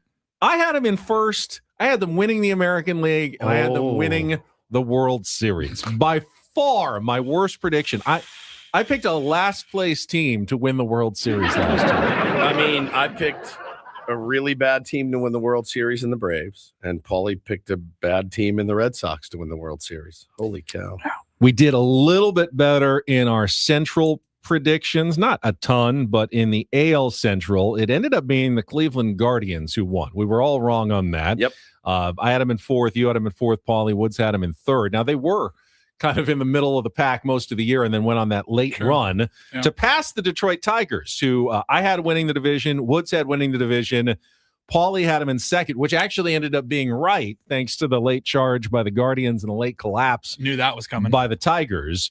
And then the Royals finished third. I had them in third. You guys had them in second. Paulie had the Royals winning the division. The Twins finished fourth. Woods got that one right. We both had them higher. And we all got the Chicago White Sox. Yes. Yeah. Finishing last at 60 and 102. So pat on the back. We all knew the White Sox were going to be bad last year. In the NL Central, I had the Cubs winning. Paul had the Cubs winning. Woods, you had them finishing second, which ended up being correct because the Milwaukee Brewers had such a great season, but you didn't have the Brewers winning. No, I did not. You had the Reds winning the division. I was really sold on Tito. And Paul, you had them in second. I had them in fourth. I will give you guys more credit. They did make the playoffs. They did. As a wild card last year, even though they didn't finish first or second. They finished third. So we were all wrong there. None of us saw the Brewers winning the division. We had them in second. I had them in second. You guys had them in third. You had the Cardinals right in fourth, Paulie, and the Pirates correct in last. We both flipped that, I believe, and got those wrong. So not many correct predictions in the NL Central. And then out west, I completely whiffed on the division. I had the Rangers winning, followed by the Mariners, the Astros. What really happened was the Mariners won the division. And Woods, you were correct. You actually had a decent division. All you got wrong in that division was flipping the Astros and the Rangers. That's right. You had the Astros third. It was actually the Rangers who finished third, and you had the Texas Rangers second. So you got almost all of them right. Paulie only got the Astros right, finishing second in that division. So that was the AL West. In the NL West, we can all pat ourselves on the back. The only two predictions we got right, 1 and 5, were the two worst teams in baseball. The Rockies finishing last, 43 and 119. We saw that coming. And the Dodgers finishing first, we all predicted that as well. Although at 93 and 69, they fell, I think, well short of what we thought they would end up in the regular season. Yeah, about 20 games. The only one of us who correctly predicted the Padres finishing second place was Paul Reindl. Congratulations. Woods and I both had them in third place behind the Arizona Diamondbacks. Diamondbacks actually finished in fourth. It was the Giants who finished third.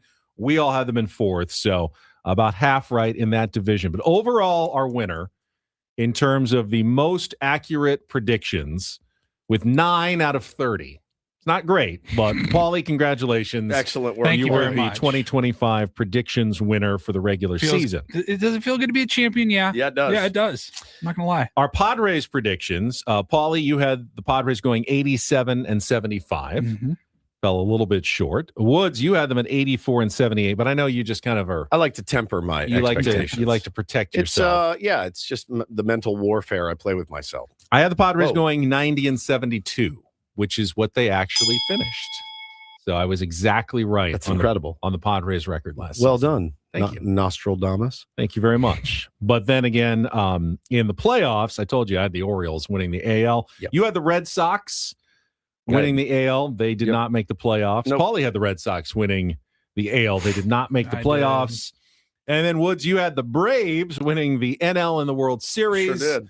That was almost as bad as my Orioles pick as they finished below 500. Yep. Paulie and I did both have the Dodgers winning the National League correctly, but neither of us were had the fortitude to actually pick the Dodgers to win a second straight World Series title, which of course they did. I shan't be picking them to win a third. All right, we will, start with our predictions out east after a quick check of traffic here on 97.3 The Fan. From the 855 Get Ross Traffic Center. Injured? Demand justice. Demand Jurowitz. 855GetRoss.com. Here's Kelly Danick. Traffic is brought to you by Valvoline Instant Oil Change.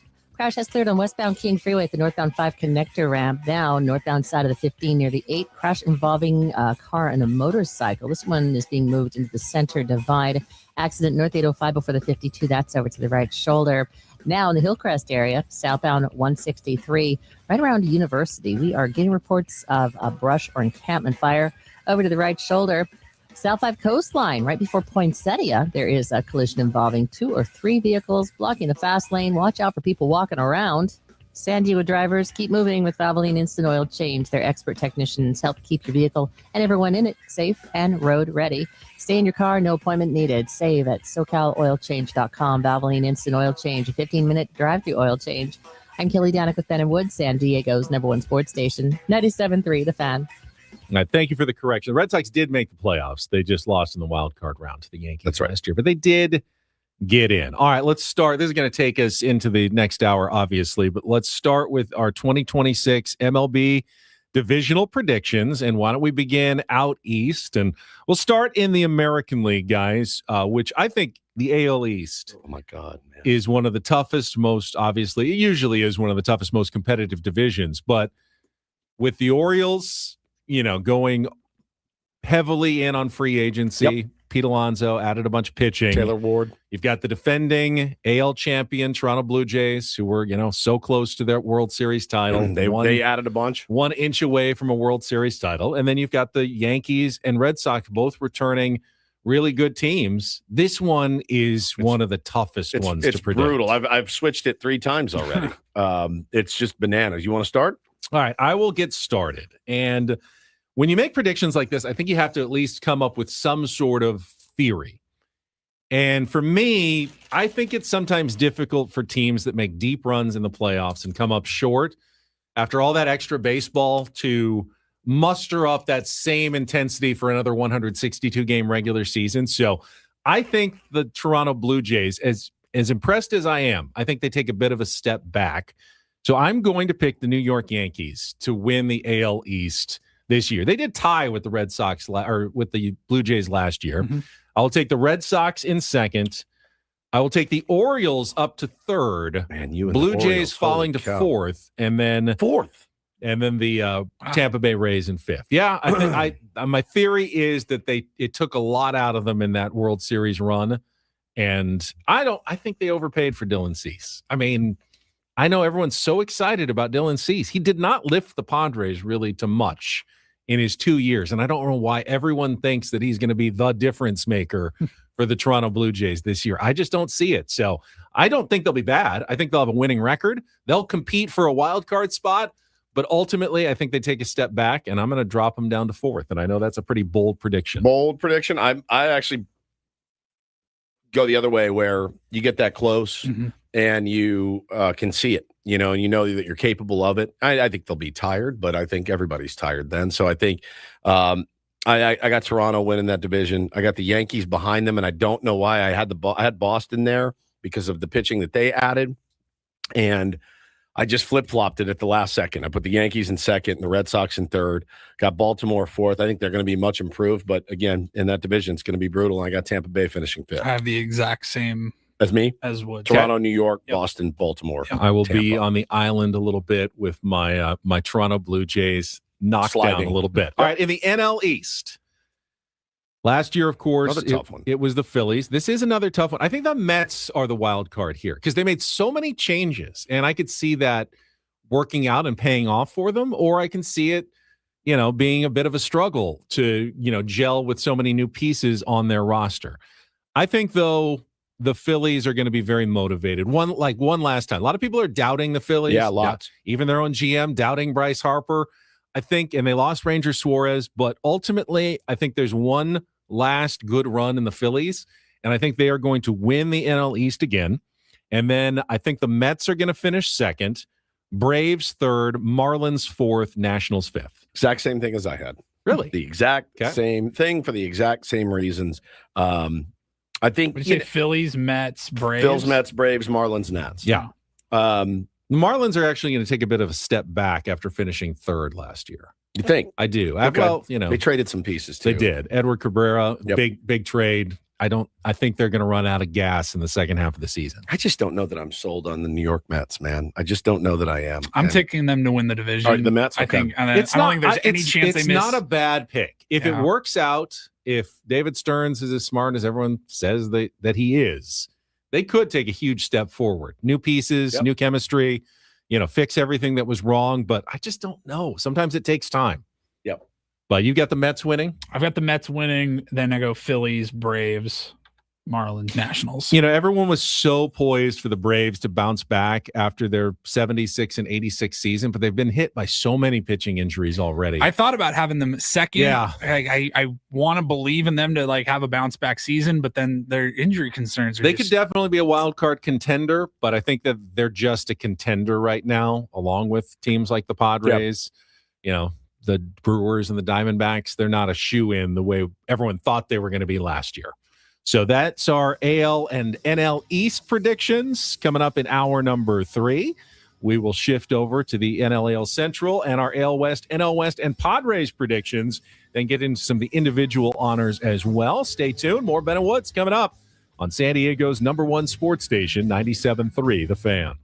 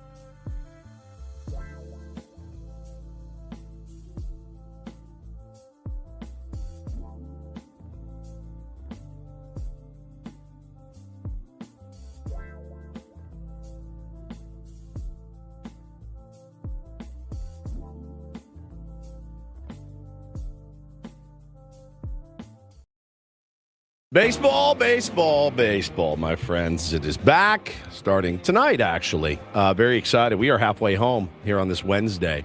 And tomorrow, opening day, broadcasting live from Baja Rick's. Going to be incredible. We'll be kicking off right at 6 a.m. Let's get after it. I'm Woodsy. That's Paul Reindl, executive producer of the program. Ben Higgins, your friendly neighborhood sports anchor, joins us as well. Looking forward to it. And as I said, I should have a little bit of time after the show tomorrow. So I am going to make my way over, and I never do this, but to some tailgate action, make an appearance. Corey Stewart's infamous opening day tailgate. What am I in store for? Oh, debauchery. Screwball, sangria. Our buddy Ben is bringing a bottle of Whistle Pig bourbon. Bourbon. Yeah. I mean, it's wild. Like the sangria, you're like, God, this is so good and refreshing. Man, this is so good and refreshing. And then you're like, hey, so good and refreshing. Does anybody want to, do something untoward right now? Now, I still have to be somewhat moderate as I am continuing on to work after that. But Right. I've got a little bit of time. You got some time. Now listen, don't get it in your head. You're going to go over and they're going to be grilling up bratwursts and steaks and chicken. Like It's a there's liquid tailgate. It is. And there's like he texted me last night. He's Have like, you tried the lasagna? It's my favorite. Tailgate lasagna. Tailgate lasagna. Did you catch a game last night? No, we're about to catch the game right now. Start. The season hasn't even started Yeah. yet. Yeah. But no, there's not going to be any bratwurst or anything like that. So get it out of your head. But I love the smell fancy? of grilling meats. Not fancy, but there's no food. Oh, There's a bag of Lay's and then there's like some cookies and that's pretty much it. Right. If you want food, bring your own. And alcohol. And there's plenty of alcohol. Plenty. We all do a big shot together. It's always really fun. Shot of Screwball and it's just a fun time. I saw in one of our emails that there's going to be some Santo tequila Oh, coming yeah. to Baja Rick's with Oh, us. Sammy Hagar's tequila. Courtesy of Guy Fieri and Sammy Hagar. That's right. So that'll happen. I just don't know. Am I going to be able to make it through the day? Yeah. It's a long day. It is a long day. It's a very, very long day. We got a long day today. Got Little League tonight. It's weird coaching with that when your son isn't there. It's very weird. Maybe even it could be more pleasurable. We'll see. You learn something about yourself. Yeah. The true, like take the familial factor out. Yeah. And you can just take an objective eye at your team. I do anyway. Line up, construct. You think you do. No, I coach my kid harder than any kid on that team. Yeah, I know you do. Yeah. But would you really bat him lower, I in have. the lineup? I have before. Okay. But also, why would I bat him lower? Just because he's my son? Right. You don't want to appear like you're I don't care. picking favorites. Yeah, if you don't like it, you should coach the team then. And then you can Right. put your Which is kid why I'm wherever he saying, wants. Without your kids there, you can truly, It's gonna be it's going to be objectively set your lineup. Objectively, he's a really good player. I know that. So, like, I know that. The thought of like, But I bet you've got other good players as well. yeah, but the thought of like, I better bat you ninth, or I'm going to make some parent mad is weird. It's weird to me, and I don't like what sports has become like that. I really don't. Everyone always craps on all the kids all the time and the coaches and all that, but like, hey man, guess what? Guess what happens in the real world, Ben? If you're good at something, you're good at something. Nobody tries to hide you away just because you're good. Like, it's kind of a meritocracy, is it not? It's true. And every other sport, it's this way. Every other sport, except for baseball. Baseball, I was talking to Hannah about it last night. I don't know what's happened over the last 10, 15, 20 years where it's like, no. Like my kid's football coach, he doesn't cater to their feelings. Not every kid gets to play quarterback. Why? Because every kid can't throw. So what's wrong with that? But in baseball, they're like, no. You have to get 5 innings in the infield. You have to get 5 innings. It's just weird. It's weird to me. I played outfield for like 6 years. You know why? Because I sucked. And then I realized I don't want to do this. I'm going to work my ass off to make sure I get in the infield. What happened? It's a valuable lesson. Infield eventually. Yeah. And like just handing things over to people, it doesn't build any character. It doesn't build any drive, in my opinion. I think, but there is a reasonable. There's a reasonable You don't one. want to discourage kids at that age by not giving them any opportunities as well. They all get opportunities, Right. always. But they're mandated to. they're mandated. Yeah, you can't just sit a kid on the bench all game because you think he's not good. You're going to have to at least give him some opportunities. Yeah. All right. We need to continue our predictions, or we're going to have to do like an extra stream after the show to get them done because we've only gotten through the NL and AL East. Let's move over to our AL and NL Central predictions for the upcoming season. I am going to back the Detroit Tigers this year. I know that they collapsed late last year, did not finish out the way they would, but with Carrick Skubal remaining on the team, they're going all in. I think they've got a lot to prove. I don't see a late collapse happening. I picked them to win last year. They didn't quite do it. I think they're going all the way this year. Detroit Tigers are going to win the division. Kansas City Royals are going to finish second. I've got the Cleveland Guardians dropping to third. Then now let's go with the Twins fourth and the White Sox still in fifth in that division. Okay, I also had the Tigers in first.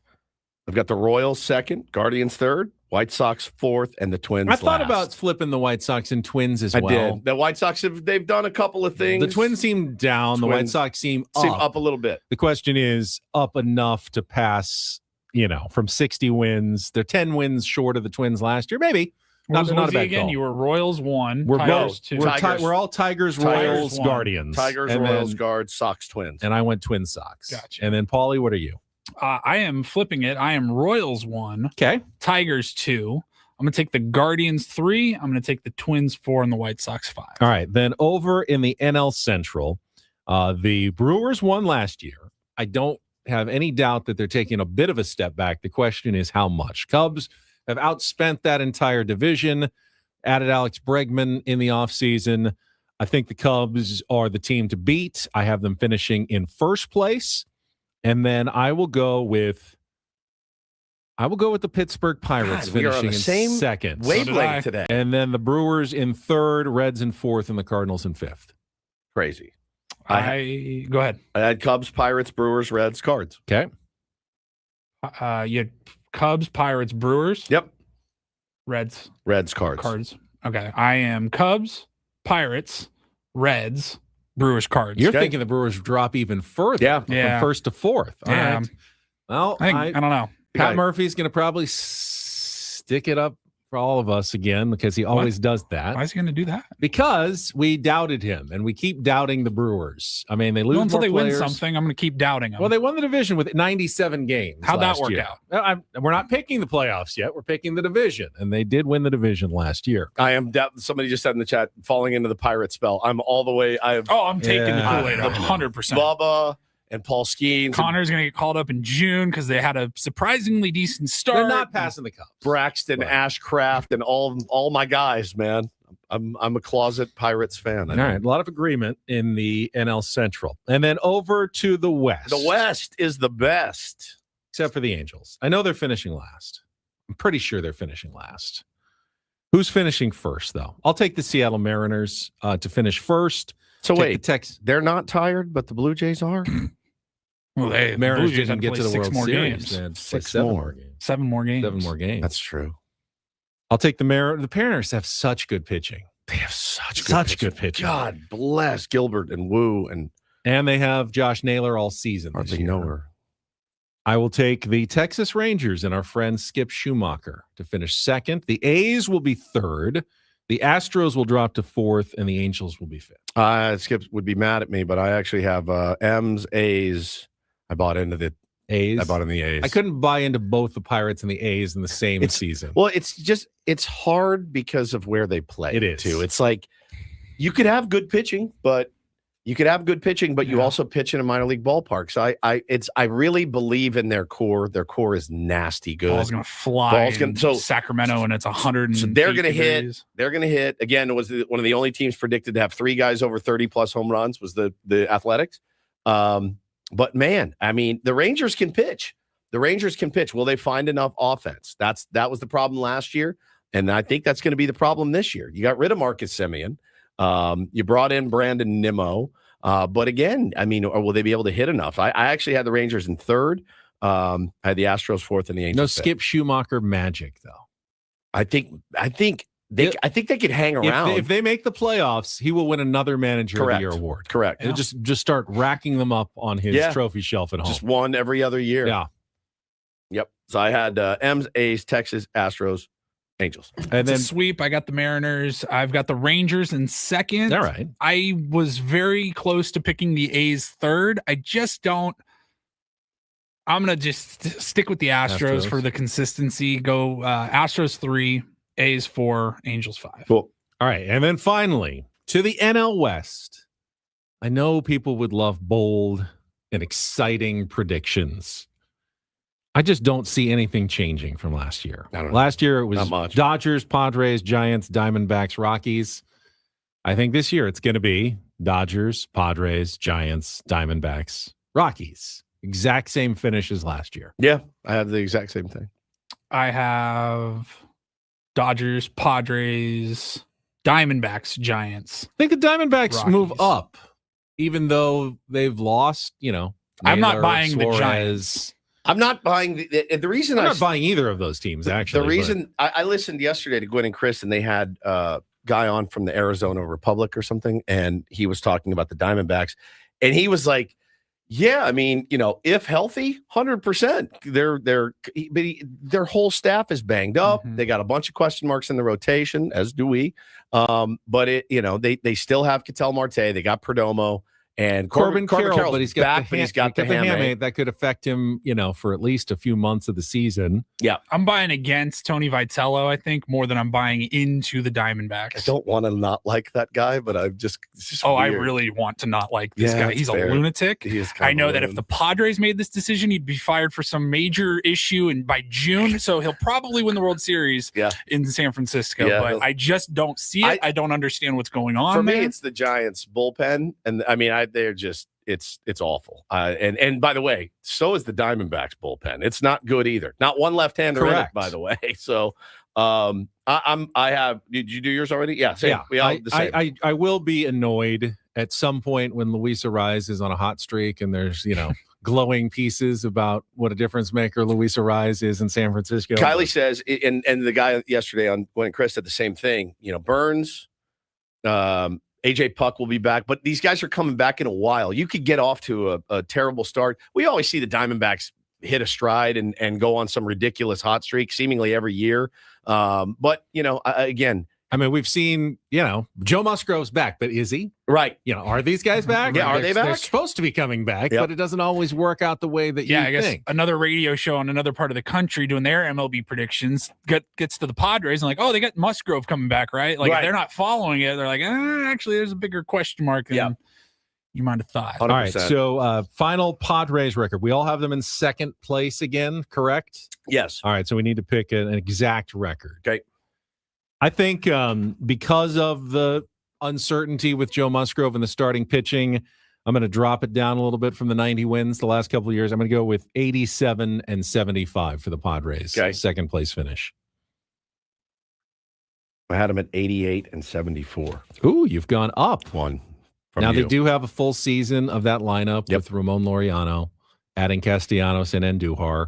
A great bullpen. It'll come down to starting pitching. All right, 88 wins. And Paul? I've got him at 85 and 77. Okay, 85. You dropped yours for a little bit. My official prediction is 81 and 81. You know that. But for the purposes of this game, it's 88 and 74. And all of us feel like that is enough to sneak into a wild card. 85 might be dicey. Yeah, 85 is dicey. I think 87 definitely gets him in as one of the wild cards, but maybe not hosting again. Might have to go on the road to somewhere tough like New York in a wild card series, but they've won wild card series in New York before. How about this breaking news that just came across my feed from one Kevin AC? Padres agree to extension with radio voice Jesse Agler. Wow. Which I did not Mud know. Gets his extension, and now Jesse gets his extension. Oh, my God. He didn't break that news on our show. Did AC have that news? Yep. I'm a little disappointed. Looks that way. Jesse Agler. It's amazing. Good for it probably wasn't his call. All right, fair enough. 13th season for Jesse Agler, multi-year contract extension. You get an extension. You get an extension. You get an extension. It is the year of the extension. We've already determined that. That's right. Interesting. All right. Congratulations to Jesse. All right. Before we get to take on Woods, we have to give our American League National League champions and our World Series winners. And then bottom of the hour, we can do individual awards. Okay. You want me to start again? Yeah. All right. In the National League, until proven otherwise, I'm going to pick the Dodgers again. To go to the World Series. To go to the World Series. Okay. In the American League, mentioned it earlier, but I think this is an all-in year. They kept Tarek Skubal. I think the Detroit Tigers win the American League this year. I like that. And then in the World Series, hey, the Dodgers were vulnerable in the World Series last year. Why not? This year, it's all about the Tigers. The Padres will be opening the season against your eventual 2026 World Series champions. This sucks because I don't want to do the exact same thing as he did. Really? You were going to do the same thing? I was. I'm gonna have to switch it up now. Give me. I'll just throw it out there. I'll go then. You okay? Give me the Mariners. Give me the Mariners. I was going to try to pick them before you did. I got the Mariners. If you want to be honest with your picks, be honest with your picks. It's okay if they match. We don't. Let's I go got Dodgers, Mariners. Let's go. M's, Phils. Phils. Okay. Why not? Why not? Why not? And then who wins? M's. Seattle Mariners. Yep. Bounce back and are your World Series champions for 2027. None of us picked the Dodgers again. Blew up on our faces last year. I can't. I just can't. I mean, I watched the game last night when they played the Angels. I watched Shohei go out and dominate and strike out like 11 guys. I was like, oh, man, this is going to be – are they going to get bored? That's my biggest thing. Are they going to get bored and lazy and tired? Yes, but then in the playoffs, they probably will be interested again. Yeah. Yeah. So the regular season, it is what it is. But yeah, Padre Bod got it exactly right. So Skubal beats the Dodgers. Then they go and sign him in the offseason. 100%. Absolutely. That's right. 100% correct. That's exactly right. Give him 500 million. No. Yeah. Give him 10 years, 600 million. And you can already hear the storylines on Fox in the World Series. Yeah, well, Tarek Skubal wins his third Cy Young Award, a World Series title, but the rumor mill is churning that the Dodgers are preparing a record offer for him. $598 deferred. So, yeah, man. He's going to be, he will be the first $50 million AAV pitcher. All right, we'll take a timeout. We need a contestant for Take on Woods if you want to try to qualify for We didn't do our MVPs. We'll do those at the bottom of the hour. Individual awards. Yeah. Take on Woods is next, though. Call in now, 833-288-0973. Enter our grand prize drawing for the trip to the Fontainebleau, Las Vegas. That is coming up next with Ben and Woods on San Diego's #1 sports station, 97.3 The Fan. Well, listen, man, if you're feeling under the weather, whatever it may be, it's very important to stay hydrated. I'm a big fan of being hydrated all the time. I honestly, I could say I don't know too many people that drink more water than me, honestly. You got them jugs. I do. Paulie have them jugs filled to the brim with Eco Water SoCal every single day. I think I drink that much water because I like the way it tastes. We have it here at work. We've got the system at home as well. Highly recommend you get it in your home. Eco Water SoCal brings the soft life right to your kitchen sink. Mineral-rich alkaline water balances your pH, fuels your body with filtered luxury. No plastics, no poison. Satisfaction every single time. This is for you guys out there that care about what you put into your body, certainly. Eco Water is the best. Eco Water SoCal will take good care of you by calling 760-350-3338. Again, 760-350-3338, or by going to ecowatersocal.com. Let them know, hey, man, heard Woodsy talking about this, want to get the system in my house. They'll take good care of you, I promise. Not everything in life should be hard, especially your water. Eco Water's been keeping it soft since 1925. Eco Water SoCal.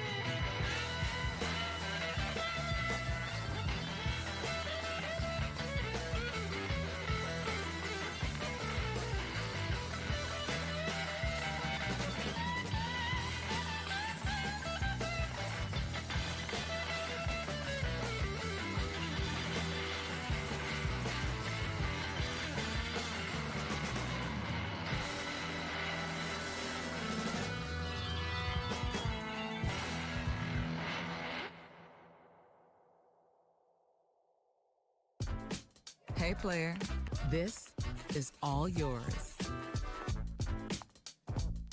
This room with this view. This speakeasy with this cocktail. Hey, could you make that too? The spa with this. Ah. And this pool on this roof. This is all for you. The all-new Hamul Casino Resort, now open.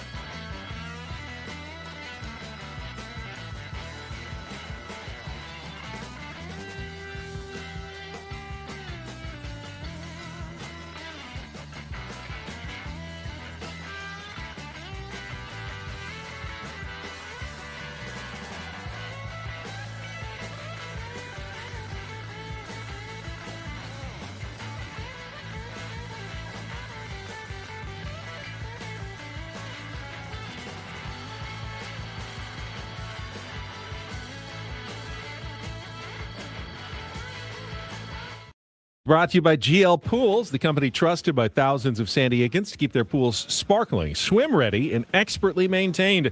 Call GL Pools now and say radio for a free month of service. Got a San Diego Wave game tonight at Snapdragon Stadium against a very tough team, the Portland Thorns, who knocked them out of the playoffs. Great name for a team. Good Great luck, name. the Thorns. Yeah, great name for a team. That's the actually pretty Thorns, good. Yeah. It's really cool. So good luck to the Wave tonight, and good luck to our contestant in our game we're about to play, because it is time for Take on Woods.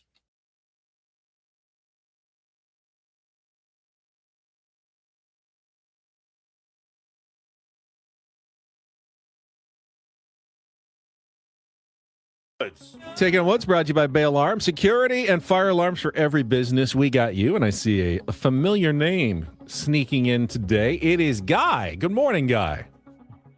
Hey, guys. Time for a rematch. All right. You're trying to qualify for the grand prize trip to the Fontainebleau, Las Vegas. 2 nights, $150 resort credit. Watch all the March action at the Fontainebleau. High-energy watch parties, expansive screens, great food and drinks, exclusive room rates, all at FontainebleauLasVegas.com. Guy usually goes with music, but not always. You got your 3 choices. Music category is Cry Me a River, 5 song titles, including the word cry. TV is Back to High School, 5 television series set at high schools. And our new movie category, Time Travelers, 5 movies in which time travel is a major plot element. So, music, Cry Me a River, TV, Back to High School, or movies, Time Travelers. Guy, what would you like to play?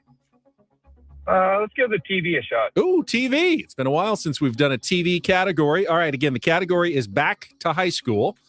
5 television series, all primarily set inside of high schools. You'll have 60 seconds to answer as many as you can. If you don't know one, say pass. We'll come back to it if there's time left on the clock. First question is our 2-second theme song. Paulie will play you a short clip of a TV theme song. You need to identify which show that is set in high school. Guy, are you ready to play? Sure. Let's go. Paulie, you good? I'm ready. All right, 60 seconds on the clock. The category is back to high school. Your time begins when Paul plays our TV theme song. Good luck, Guy. Let's take on Woods. Saved by the Bell. Correct. A wisecracking teacher returns to his alma mater to teach a remedial class of characters known as the Sweat Hogs, in which 1970s show that featured a young John Travolta. Welcome back, Cotter. Correct. For 2 seasons, Danny McBride and Walt Goggins starred in which dark HBO comedy about scheming school administrators at North Jackson High? Oh, I haven't caught on to that one. Pass. Which critically acclaimed Canadian series from the late 80s and early 90s featured a rotating cast of teens dealing with issues of the day like abortion, suicide, and AIDS? Can you repeat that? Which critically acclaimed Canadian series from the late 80s and early 90s featured a rotating cast of teens dealing with issues of the day like abortion, suicide, and AIDS? Pass. Before she married Mike Tyson, Robin Givens was part of the cast of which show about gifted students in the honors program at Millard Fillmore High School in Manhattan? Fame? Incorrect. For 2 seasons, Danny McBride and Walt Goggins. Oh, and we only got the 2 today. Wow. Maybe you should have gone with the music category, Guy, but it could still win against Woods. You got Saved by the Bell. Welcome back, Cotter. That was Vice Principals on HBO. Degrassi High is the Canadian show, and Head of the Class with Robin Givens. All right, let's bring Woods back in. Interesting game today. Television category. I feel like we should give Woods the category on TV, but the rules are the rules, so you'll just have to figure it out as you go. Okay. Put 60 seconds on the clock. Your time begins when we play our 2-second TV theme song. Good luck, Woods. Let's take on Guy. Saved by the Bell. Correct. A wisecracking teacher returns to his alma mater to teach a remedial class of characters known as the Sweat Hogs, in which 1970s show that featured a young John Travolta. F word. I know it. I watched it all the time. I'll come back to it. For 2 seasons, Danny McBride and Walt Goggins starred in Vice Principals. Correct, which critically acclaimed Canadian series from the late 80s and early 90s featured a rotating cast of teens. Degrassi Junior Correct. High. Before she married Mike Tyson, Robin Givens was part of the cast of which show about gifted students in the honors program at Millard Fillmore High School in Manhattan? God, I watched it. Welcome Back, Cotter was the other one. Correct. So all you need is before she married Mike Tyson, Robin Givens was part of the cast of which show about gifted students in the honors program at Millard Fillmore High School in Manhattan? I'm out. Starring Howard Hesseman as the teacher. Yeah. It was Head of the Class. Head of the Class. Good show. But you have won today's game 4-2 over Guy. Oh, my God. In our back to high school category. Wow. TV, very well done, Woods. Good job. I couldn't believe I couldn't remember Welcome Back, Cotter, He didn't man. get vice Holy principals. Degrassi High and Junior High. They had both. They Yeah. just kept getting older and doing that. I never really watched it, but apparently I watched you were it. a little Degrassi. Yeah. I watched it. Well done. The best of those is Vice Principals. This is incredible. It's good. It's incredible. I haven't seen it. I'm not surprised. I think you have a thing against Danny. I did watch McBride. some Welcome Back, Are you Cotter. kidding me? No, I watched the Righteous Gemstones. Okay, I mean, out of all of them, that in my opinion, that's my least That's favorite. the I like worst? it. I like it still because Walt Goggins is amazing in it. But Vice Principals is so Those underrated. two go together. so well. I mean, just elite company. So good. All right, I will have to put in a new TV category for Friday.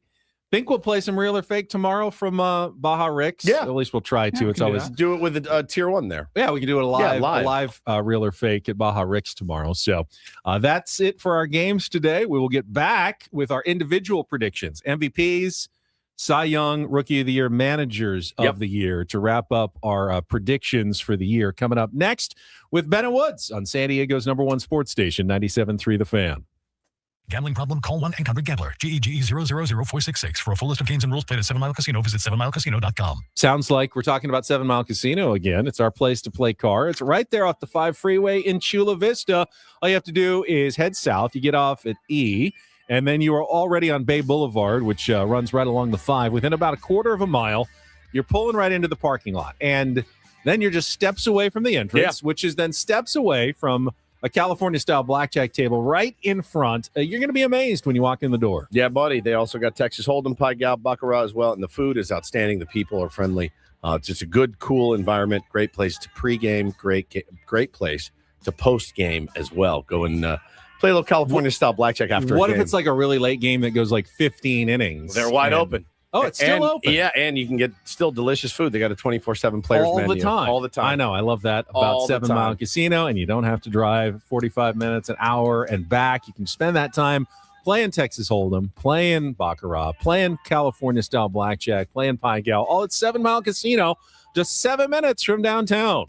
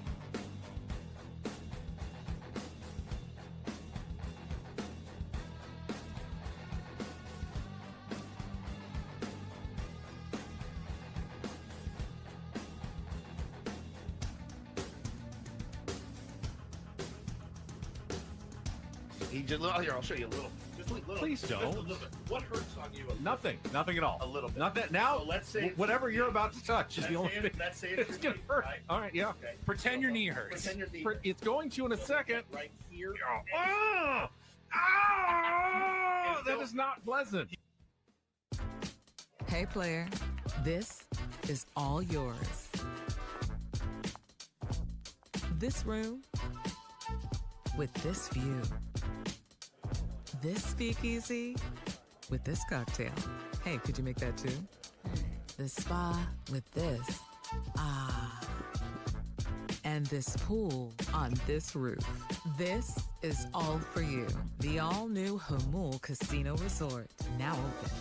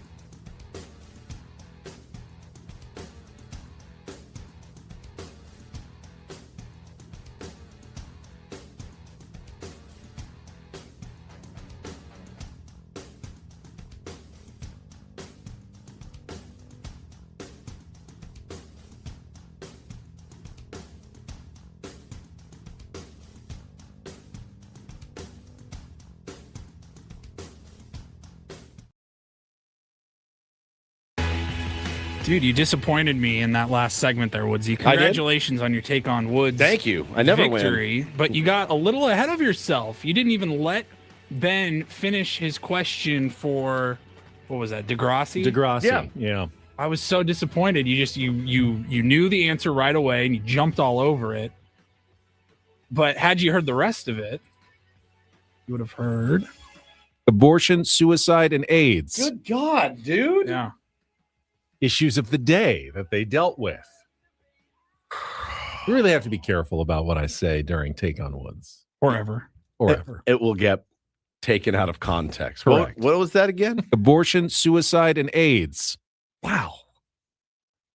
Why couldn't you just say hot topics of the day? Right. He's such a newsman. That's the problem. Yes, and listen to how he delivers it. Abortion, suicide, and AIDS. I can see you on the desk right now. I can see it. I'm anchoring on Friday. Are you? Yeah. Tomorrow? No. God, stop. You are off on your days of the week. I am a mess. Yeah, the day after opening. Tomorrow day. feels like Friday doing because the 4 it's and the 5, opening doing day. the 4 and the 5 o'clock on Nice. Friday. All right. Let's see. Oh, we need to get to the rest of our individual predictions. Yes, we do. You were broadcasting live from the Bill House Studios. We know how. Let's go manager, rookie of the year, Cy Young, and MVP, since we will climb the ladder. So we will start with our manager of the year predictions in the American League. I already hinted at mine earlier. Why not? I think the Texans, you have to start, obviously, with a team that doesn't have overwhelming expectations. Right. Like Dave Roberts ain't winning manager of the year. He's got too good of a team. Correct. You need to have a team that could surprise some people that's maybe been down for a couple of years. And a new manager always helps. So I'm going to go with Skip Schumacher of the Texas Rangers. Won it in the National League. If he gets the Rangers to a wild card, I believe he will win it in the American League this year. Nice little bounce back candidate season for the Rangers as well. Plus, why not? Let's pick Tier 1 Skip Schumacher as my American League manager. You're such a kiss ass. I'm going to go with the manager of the Detroit Tigers, AJ Hinch. solid manager, man. Just really, really. Yeah, if they solid. run away with the Central, win them, close to 100 games, something like that, he absolutely could win the award. A little more pressure on him. A little more. They have more expectations. More they expectation. They can't just win the division with 91 wins. They're going to need to be the top team in the AL if he's going to get it for sure. Yeah. Paulie? Oh boy, I was prepared for this. Not prepared. I don't know. Take a guess. Dan Wilson. Dan Wilson. Good pick. I think the Mariners will have a good year. Good pick. I think same reason. Expectations are higher. That's like I get a little caught up on that one. I'm like, you got to pick a team that doesn't have the Mark highest of Kotsay is expectations. a sleeper. I thought that too, but then I also picked them to finish 4th in the division. That would be tough. I just couldn't really go with that one. Okay. All right, over in the National League. Yes. There's one guy who is very set up to win. Yes. Sure. And I think we have the same guy, I bet. You have to remember what his name is first. I do? Well, I did. The guy who replaced Derek Shelton as manager of the Pittsburgh Pirates. Don Kelly. Don Kelly is set up to win. If the Pirates can do what a lot of people are thinking they might, even challenge for a playoff spot. I don't even know that the Pirates have to win a playoff spot. If they have a winning record and no one else does anything spectacular, Don Kelly may be the default choice just because, or maybe expectations are too high already for the Pirates for Don Kelly to do it. You know who's an actual candidate to win the National League Manager of the Year because expectations have been shockingly low? Oh, boy. Craig Stammen is actually a candidate to win it this year. Thought about that. There's 15 candidates to win it. Well, there are. Right. But again, no, I don't think Dave Roberts, unless they win like 127 games. Right. I don't think like Dave Roberts can win.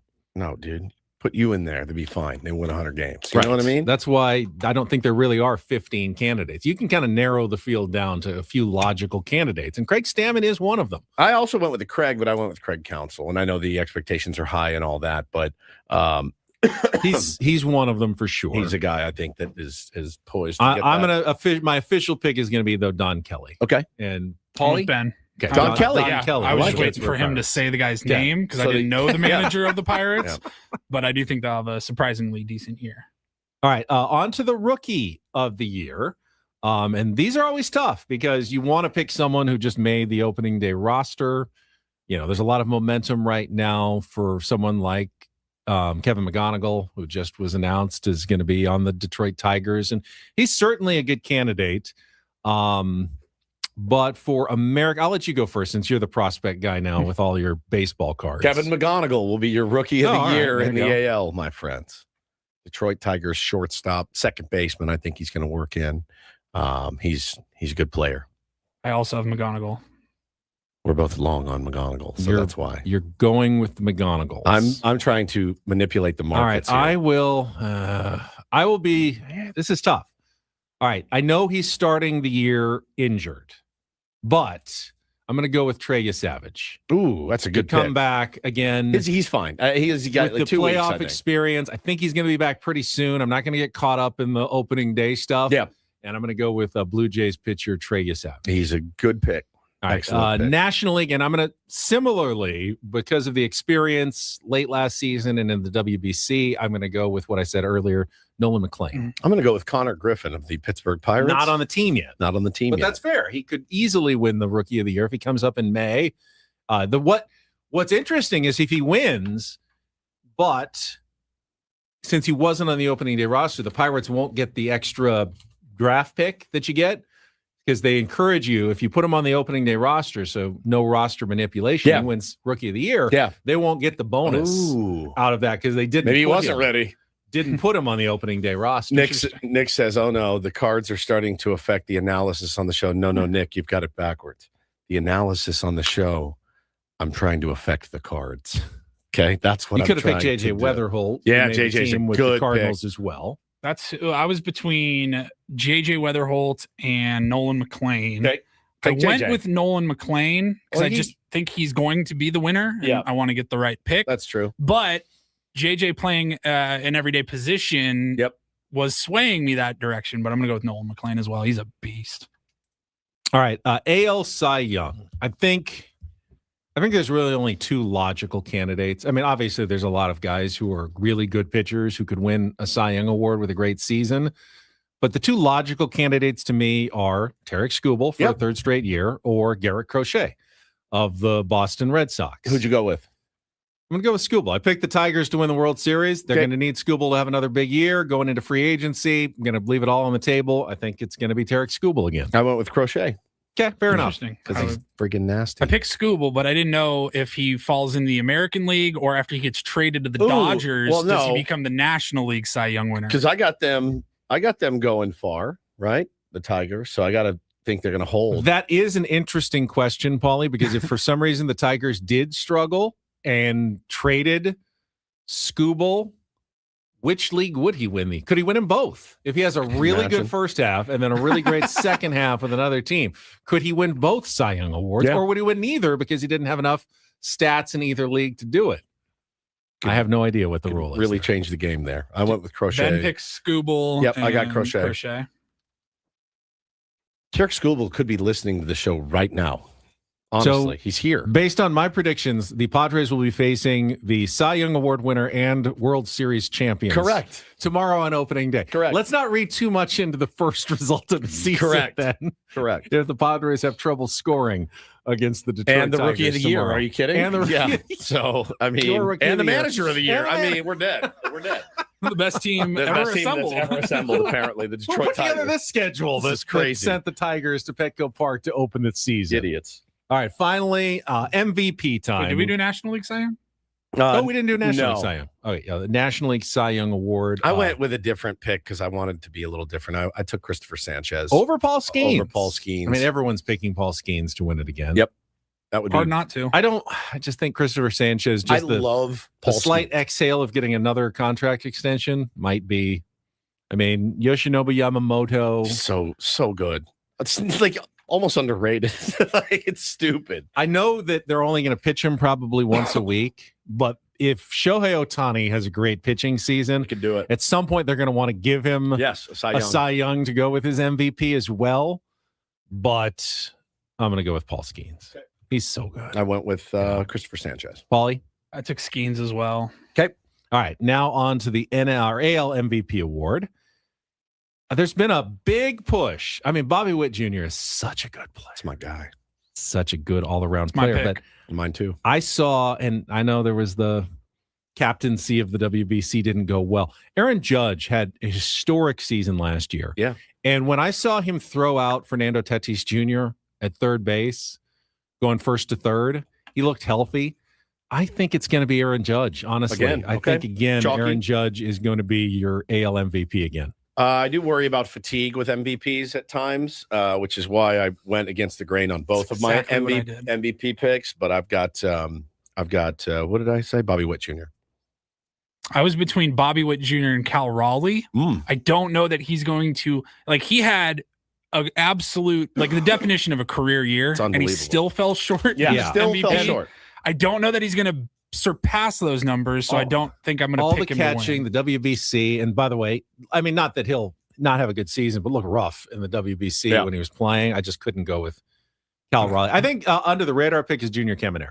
So good. Yeah, he'll be there. He'll be in contention votes. for sure. But I would think so. I went with against the fatigue with Judge. However, I did pick Shohei Ohtani because as long as he still plays at that level, I just don't see how you can't pick him to win it every year. Like, they're going to rename the stupid award after him. You know what I mean? Like, he's the most valuable player. Correct. There's you cannot talk yourself out of it. No, you really can't. And I don't think you can pick anyone other than Shohei Ohtani. I took Juan Soto just because. Did you? Yeah, just to be different. It's going to be tough when Ohtani puts together like a 16 WAR season with all of his pitching and hitting to give it to anybody else. Everybody. Yeah, I went with Soto. He's right. going to have a monster year. He's pretty locked. The great story would be Bryce Harper. Yeah, coming back and not a lead anymore, motivated allegedly. season. Yeah. All right, let's check traffic. The great and then- story would be Fernando Tatis. I was just going to say, how about Fernando Tatis Jr.? I've seen a lot of places that say he's absolutely in the conversation this year. Yeah, which would be awesome. He's not going to be pitching every sixth day, though. Dennis Lynn just threw out his bold predictions, and he said that Jackson Merrill is going to get MVP votes. I love it. I love it, I too. love it. All right, check traffic. We'll wrap up the hour next year on The Fan. From the 855 Get Ross Traffic Center. Injured? Demand justice. Demand Jurowitz. 855GetRoss.com. Here's Kelly Danick. Traffic is brought to you by Valvoline Instant Oil Change. Just a couple things to mention here. One of them is this crash on westbound 8 at 2nd Street. It's in the center divide, but looks like emergency crews got that fast lane blocked. Also an accident on the Lemon Avenue off-ramp of northbound 125. Couple trucks involved in that. They're over the right shoulder. San Diego drivers keep moving with Valvoline Instant Oil Change. Their expert technicians help keep your vehicle and everyone in it safe and road ready. Stay in your car, no appointment needed. Save at SoCalOilChange.com. Valvoline Instant Oil Change, your 15-minute drive-through oil change. I'm Kelly Danick with Ben & Woods, San Diego's #1 sports station, 97.3 The Fan. All guests on Ben & Woods appear on our SDCCU fan hotline. It's not big bank banking, it is better. Totally missed this last night. The Angels signing left-handed pitcher Joey Lucchesi to a major league contract. The churve. I just got that retweeted into my feed by Tier 1 Glendon Rush, Angels employee. Yes. Everybody must get stoned. Yep. So welcome back to Southern California, Joey Lucchesi. You get a chance to throw every foot. And Lucas Giolito still not signed, unsigned. Right? Yep. Fake reports everywhere, Yep. still not signed. All right, we will come back. Last hour of Ben & Woods. Paulie's got some headlines in the Reindl Report and more as we go until 10 o'clock on San Diego's #1 sports station, 97.3 The Fan.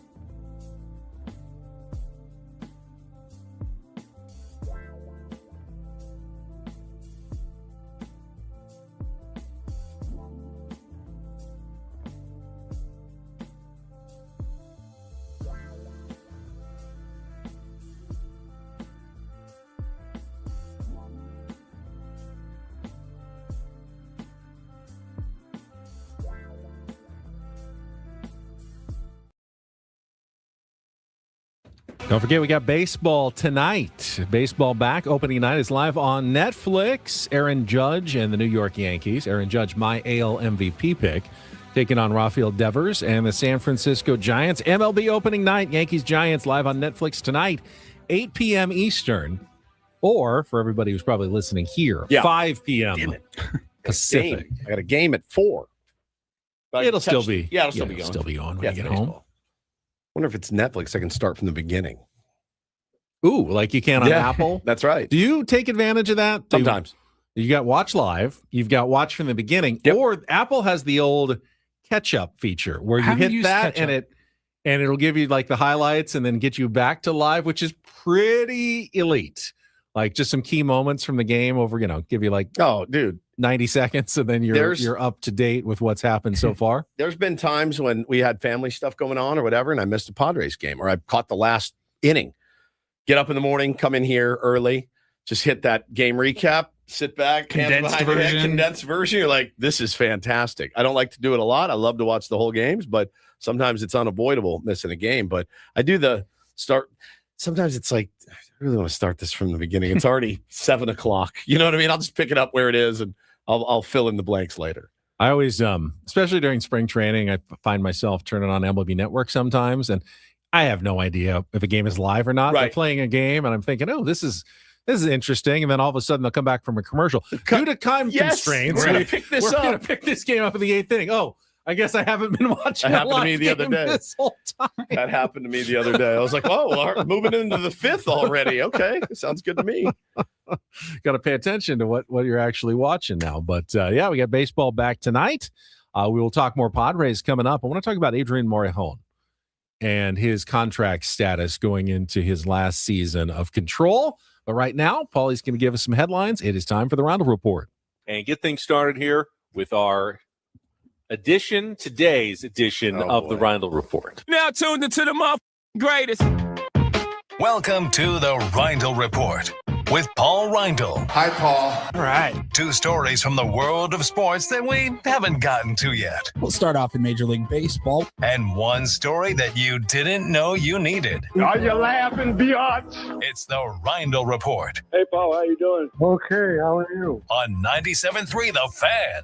Are you ready to bless the mood? I need some help, please. That was good. Can I get a oh yeah? Oh yeah. All right.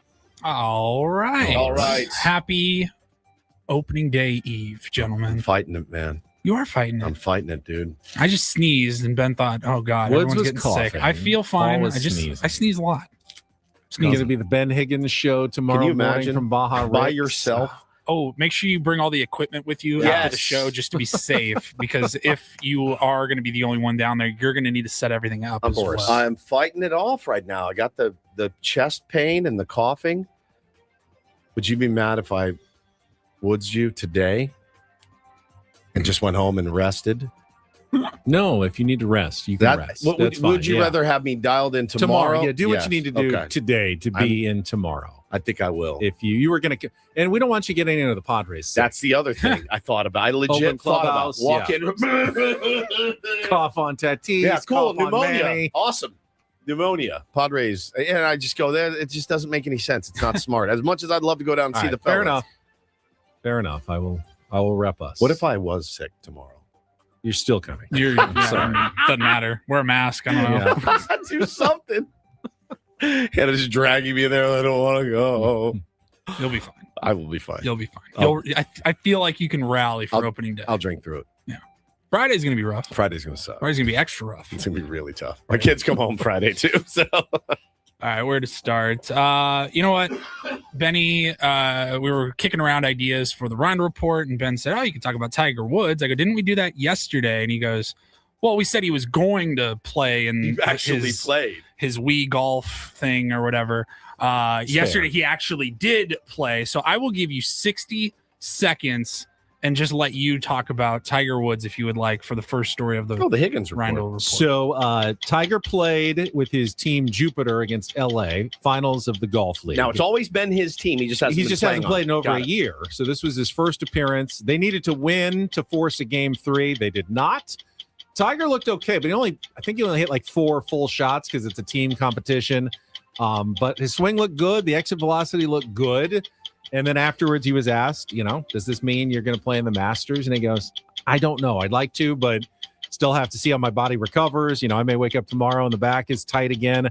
Can't do that if you have to play 4 rounds in 4 days at Augusta National. So he's keeping his options open. Looked somewhat Tiger-like, though, I must say. But it was LA Golf Club that won the second annual Golf League title last night. It is silly. It's not real. It's totally silly. But they finished it again. So congratulations to the winners. Well done. Good job. You got it. I got inside of a minute. Well done. Good bit. The Daily Golf Minute with Ben Higgins. Another segment Usually for you to That's do. usually enough, honestly. Could you wing it every day, or would you have to do some I could research? wing it pretty well. I think you every could. day. All right, we'll move on. Some big news in basketball that we have not discussed. The WNBA, they have been in a lockout and unable to strike a deal. They recently have reached an agreement between the Players Association and the owners, and they got a new CBA coming. So the WNBA will begin next month. No, sorry, in May. It's not quite April yet. But I believe May 8th is going to be opening night in the WNBA. And they got a lot of big wins, the ladies did. Some of the highlights, the first one have to start with salary. These women the minimum salary was $66,000 in the WNBA. That's really low for a professional athlete. And now the minimum is up over $300,000. Nice. The average salary is going to be right in around the range of $600,000. Incredible raise for the girls. The Supermax contracts are available. They will be starting at $1.4 million. Okay. That's available now. Revenue sharing went up, and a new salary cap is going to start at $7 million. That's a $1.5 million increase. Other things like these girls, they didn't even have like chartered flights to their games, and that was written in to the CBA as well. So I think all around a lot of wins for the WNBA. Love to see those dubs. And I think the enthusiasm is legitimate. It's not just Caitlin Clark. It's just a better brand of basketball than it used to be. It's grown tremendously. And I'm not saying they tried to force it, in the early years of the WNBA, but it takes time. It does. You need a league for a few years to inspire younger girls to then take up the sport to become really good at it. And now we've reached that critical mass in basketball, in women's soccer. It's entertaining. I watch all of them occasionally. And you don't feel like you're watching. It's a different product than the men's, but it feels like a good product now. And it didn't always feel that way. I like it better.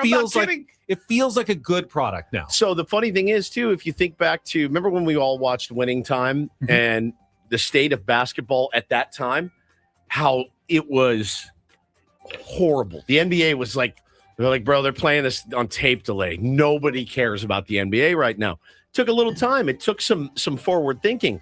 People like Dr. Jerry Buss, Red Auerbachs, those guys that come in, they change things up a little bit. And it's exactly what's happening with the WNBA. It would have been politically incorrect to say it like 12 years ago, but it wasn't a very good product, the WNBA. And now it's gotten much better. It really has. Yeah.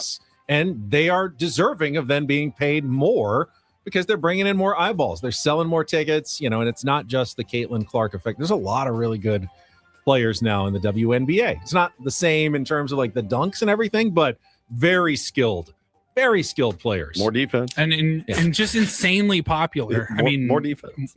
More television time. These girls were getting completely screwed on their deal. And that's what happens when you have a weak CBA. You got to wait until it expires. Yep. And the girls stood on business. They went through the lockout. I think it was a little over a week of pretty intense negotiations. That's it, just a week. Oh, man. So. That's what I'm hoping for baseball. I mean, it was months and months and months. Yeah, it's not the like official in terms of like the official sit down at the table and do that sort of thing. Right. I would love that. I would love MLB. So you said May 8th. Yes. So for baseball, that would be kind of getting it done in late February next year. So they'd be a little late on spring training, which is fine. They would still no player would complain. They would still get it done with time to spare to get the season underway. It says the 2026 season will remain at 44 games, and then the schedule will expand up to 50 games in 27 and 28, and then 52 games from 29 through 2032. Very good. All right, and then finally, Where did my story go? Here we go. From Newsweek. I'll just read you the headline and we can get into it. Scientists discover what age children start becoming, quote, cunning little liars. Oh, man. Any guesses, first of all? Ooh, 3. 3? Really? Yeah. I was gonna cunning. I don't know. I'm gonna go older. I'm gonna go 9. All right. Ben's way off. And Woodsy's off. Says here, a study from researchers at the University of Bristol in the UK found that around a quarter of children, 25%, start to understand deception by the age of 10 months. Whoa! Beginning the idea of deception. That number rises to around half of children by the age of 17 months, about a year and a half. Wow. Half of children have understood at least the idea of deception. Yeah. And then it says by the age of 3, children become more proficient, creative, and frequent fabricators. How old was Bo when he tried to blame Jake Cronenworth for spilling his cereal? Like 2, 3, 2.5, 3. All right. Yeah. So he was already thinking about it before then. 100%. They are. I'm telling you. You see it, you're like, buddy, I got you dead to rights, and you're still going to tell me? Bo, who spilled your cereal? Jake Cronenworth. Yeah. Jake Cronenworth spilled your cereal. Mm-hmm. That doesn't sound right. Who's Jake Cronenworth? He's a baseball player. Oh my God. So he was here and he spilled your cereal. Yeah. Oh. That was saved at least on August 20th of 2020. So he would have been about 2.5. 2.5 years old. My God. Yeah. You hear him. He goes, yeah, he's a baseball player. He did it. I think come on, call him. You want to call him? Yeah. And he can vouch that he spilled your cereal? Yeah. No. You can hear the hesitancy a little bit. A little bit. She's calling me out on it, isn't she? Yeah, she knows. Yeah. We talk.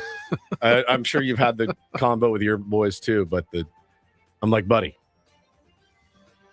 legitimately, if you tell me the truth, you won't get any trouble. People always say that, like legitimately, but if you legitimately tell me, Dad, I screwed up, I'm immediately going to go, okay, how do we fix it or whatever. If I find out, that's when I go through the roof. Cover-up's worse than the crime. The cover-up is always worse than the crime. Well, and then there's the ones where you weren't there, but you think you're pretty sure you know what happened and you know they're lying to you. But then there's the ones where you know for a fact that this is what happened and you're lying to me. And you're looking me dead in the eye point blank. and repeating but are you yourself. setting them up? You're trying to get them to lie to you. I really don't. Hannah was trying to get Hannah was trying to because he was a little baby. I know. Man, I'm telling you, it's something.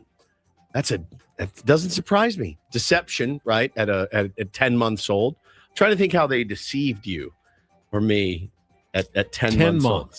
I mean, what do they about want? how they did the experiment? They had over 750 children ranged from 0 to 47 months, and they asked like series of questions, and they kind of noticed that once the kids like started to deceive and like catch on, like, oh, this is the wrong, like they kept repeating themselves in their lying. This is a really good quote. Easy Does It said, I will go through BS with you, but just don't BS me. 100%. I can always handle anything you bring to me. But if I find out secondhand and then you lie about it, then you're dead. You're dead. There's no way out of that one. Like they would do things like they'd have a bag of maybe a toy or something inside, and they'd, hey, don't look in the bag. We'll be right back. Yeah. And Don't then, look in the bag. Did the kid look in the bag and then say they didn't look 100%. at the toy? Like, of course. 100%. Who among us has not checked out what was under the Christmas tree by maybe peeling a corner back? Yes, going up, shake it, going up into the attic. I never did that. Never? No. Really? Never, ever. Never once. You never. That would be. You never looked for your Christmas presents? No. You're a robot. That's why. They don't have Christmas on planet. Yeah. Planet whatever. Ooh, what planet is What is Christmas? But that spoils the fun of it all. Exactly. The fun is not knowing and then getting to open. Yeah, it but on no Christmas 5-year-old Day. thinks that I way. did. I understood what the actual mission was. That is crazy. And that was to be delighted on Christmas morning. That is crazy. Not to try to find my presents beforehand and ruin all Your the parents fun. had no problems like hiding their presents until Christmas morning. Leave them or out whatever. in plain sight. Yeah, you could just. I would avoid the garage for an entire month Avoid just in it. case. I found. I think I might find my new if scooter. memory in there. serves, I think I found the Terminator before. You opened did. it. I think I did. I think. So then, as a kid, then you I have to fake it and be deceptive. Yeah. Be like, I know, I'm so excited for this guitar with an amp built in the side that runs on a 9-volt battery. It's just what I wanted. My poor dad. Yeah, I think I found it before. Deception, man. Yeah, where's Ben from? That's what I want to know. What planet? At 5 years old, he's like, I mean, they're know right. my Christmas present. Star Trek fans. Ben is a Vulcan. Vulcan. Very logical. Yep.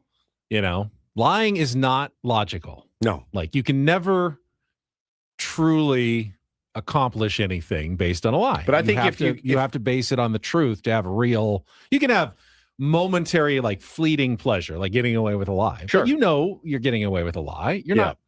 The truth can actually truly bring you fulfillment and happiness. I think the more I find the people that are super logical about everything actually have pretty illogical beliefs at times. Like they're almost overthinking it. Like, I will do that sometimes. Yeah. There's illogical things, And there are things you just can't explain sometimes. Like him. That's the hard part for me. Like there are things that defy logic. Correct. But you acknowledge that they exist. I do acknowledge they exist. Right. They give me the most trouble though. I want them to fit in my logical box. Right. And they don't. I can't make them That's do exactly it. right. There's And no those are the logic hardest behind it. Those are the hardest things for me, for sure. No doubt.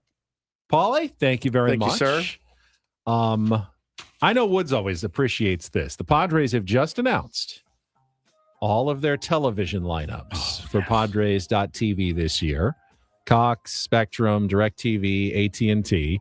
Not a lot of changes, but we will let you know what they just dropped on us. And I want to talk about Adrien Morejon and his status when we come back after a check of traffic. Ben Woods on San Diego's #1 sports station, 97.3 The Fan.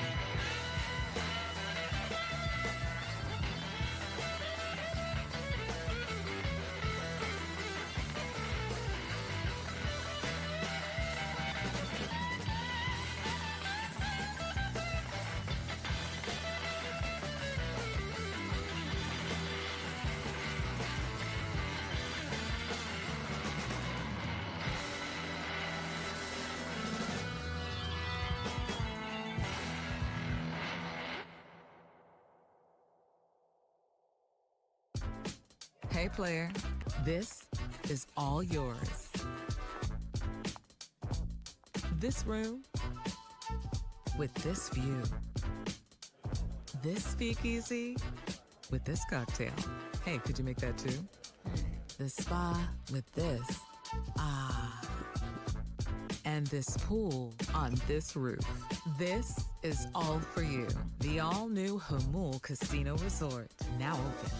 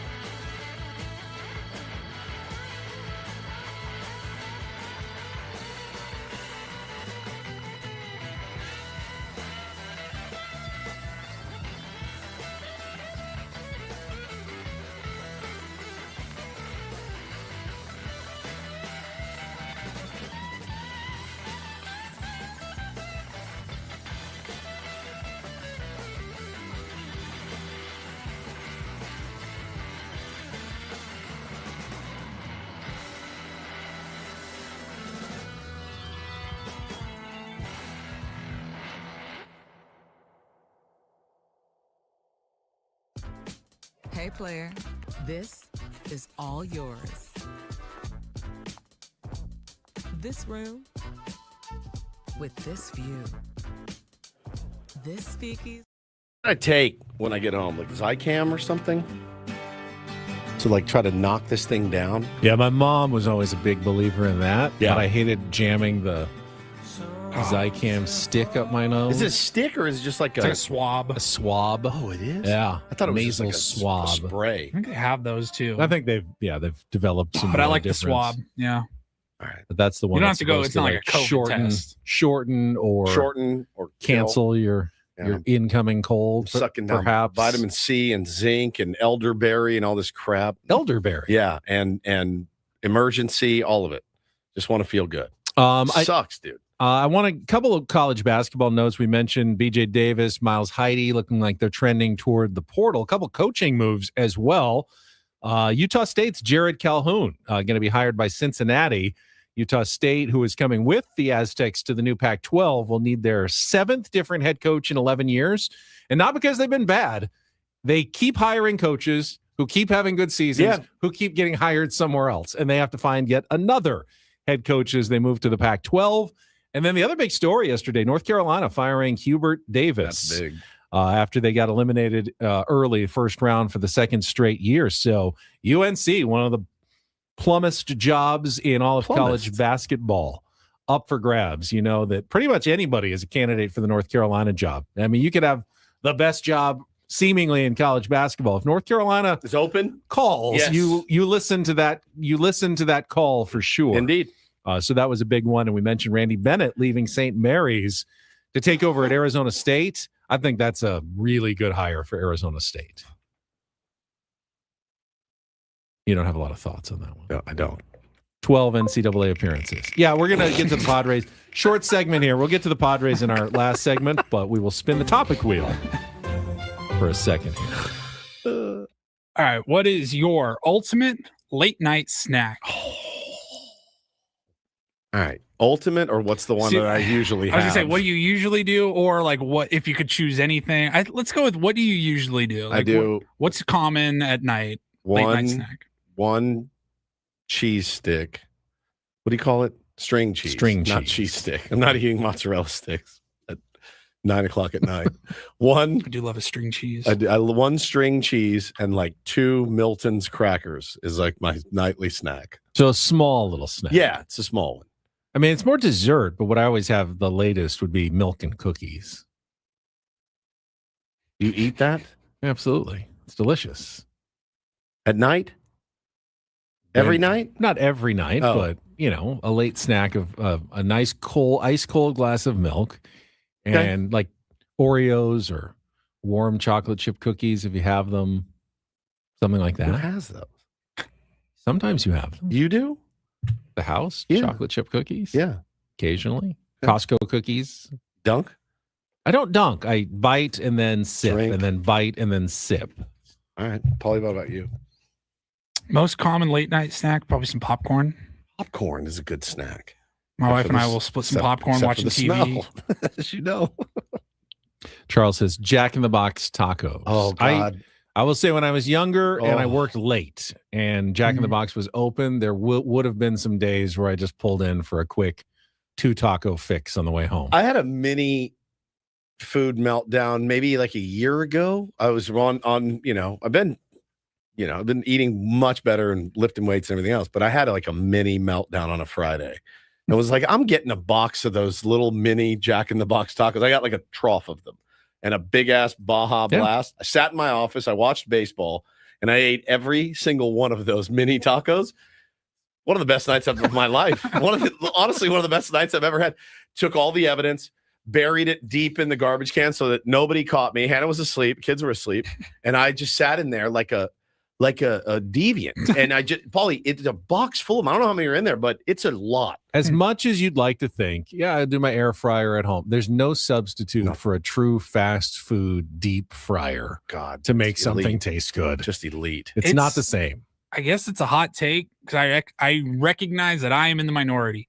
I've never understood the Jack in the Box mini taco, the 2 tacos. The 2 tacos for 99 cents? So good. I thought those were They got that disgusting. tangy tart sauce. It's so good. The wet lettuce, mealy lettuce and meat, which meat-ish product. Meat-ish.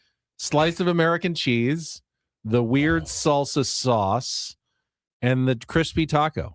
Whatever that tangy sauce is, it's none of it is good on its own. No. But somehow when you combine it all together into a 4-bite, it's very satisfying. Commendatory said, how did you feel after? Empty just like that box. I felt such shame. I went into I'm fine. I went into the bathroom. I like washed all the grease off my hands. And then I got in bed and I stared at the ceiling and I went, you know what, man, give yourself a pass. You're okay. It's not going to kill you. It's one time. When it becomes 7 times a week, I'm like, oh, I should get another one of those boxes of tacos. That's when it becomes a problem. Matthew says every so often, Paul reminds you he ain't from SD. Because I don't like Jack in the Box tacos. Is that a San Diego thing? Well, they are from here. San Diego is I love Jack in the Box, the home of Jack. You just don't like the tacos. I never got the appeal of the tacos. No, right. there and is when I no moved appeal. to San Diego, there's better places to get tacos. This is one of those things. This is the that is Taco not Bell. logical. Right. But in my mind, like there's no reason anyone should like a Jack in the Box taco. We have such good tacos in San Diego. But it's like better. real delicious better. tacos. It's you should never get a Jack in the Box taco over like a great carne asada or carnitas taco from somewhere. Never, ever, ever, ever yet. But when you're in the mood, every once in a while, nothing will suffice. It's just what you want. Yeah. It's just what you want. If I wanted Jack in the Box tacos and Hannah was like, "Oh, I got you a crispy taco from Jorge's," I'd be like, "Fine, I'll eat it. I'll eat it, but it's not what I wanted." I mean, you could get Tacos El Gordo, like the best authentic Mexican street taco. But if you wanted a Jack in the Box taco, it's like not even the same. It's really a disservice to call them tacos. They should really come up with another name. They look good. They look taco shaped, Taco and treats. nothing else about them Taco is treats. really taco. I think if you tried the little mini ones, I bet you might like them. I'm sure I would. They have this new sauce that's like a green. I can't. I haven't tried the Jack in the Box tacos in forever. They're so good. Guess what I want? All right, go to break. All right, we will come back and save the Padres talk, but the TV options for everybody in San Diego this season, and Adrien Morejon and his contract status going into 2026.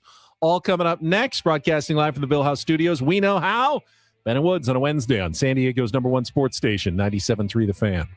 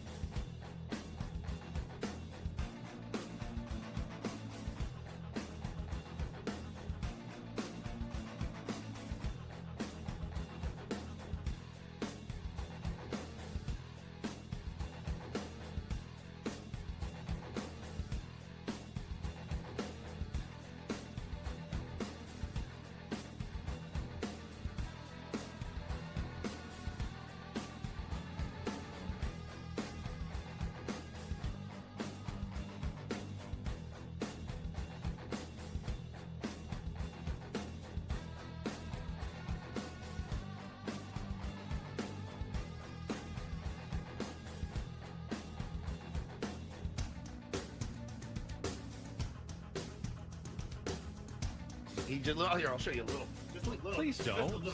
What hurts on you? Nothing at all. A little bit. Nothing. Now, So let's say whatever you're about to touch is the only thing. Let's say It's gonna hurt. right? All right, yeah. Okay. Pretend your knee hurts. Pretend your knee It's going to in a second. right here. Oh, that is not pleasant. Hey, player, this is all yours. This room with this view. This speakeasy with this cocktail. Hey, could you make that too? The spa with this. Ah. And this pool on this roof. This is all for you. The all-new Hamul Casino Resort, now open.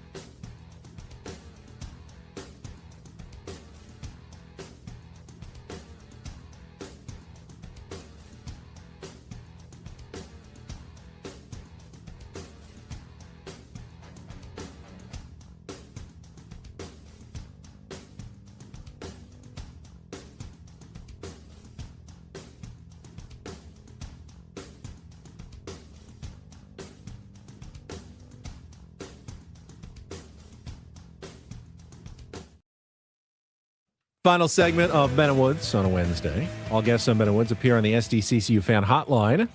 SDCCU. It's not Big Bang Banking. It is better. And we should have some special guests tomorrow for our live opening day broadcast. When? Who? I have no idea. We don't even know. You just have to tune in, or better one yet, confirmed. Do we want to just show up and find out? Yeah, go ahead. Major Garrett is going to be in San Diego. He's here now.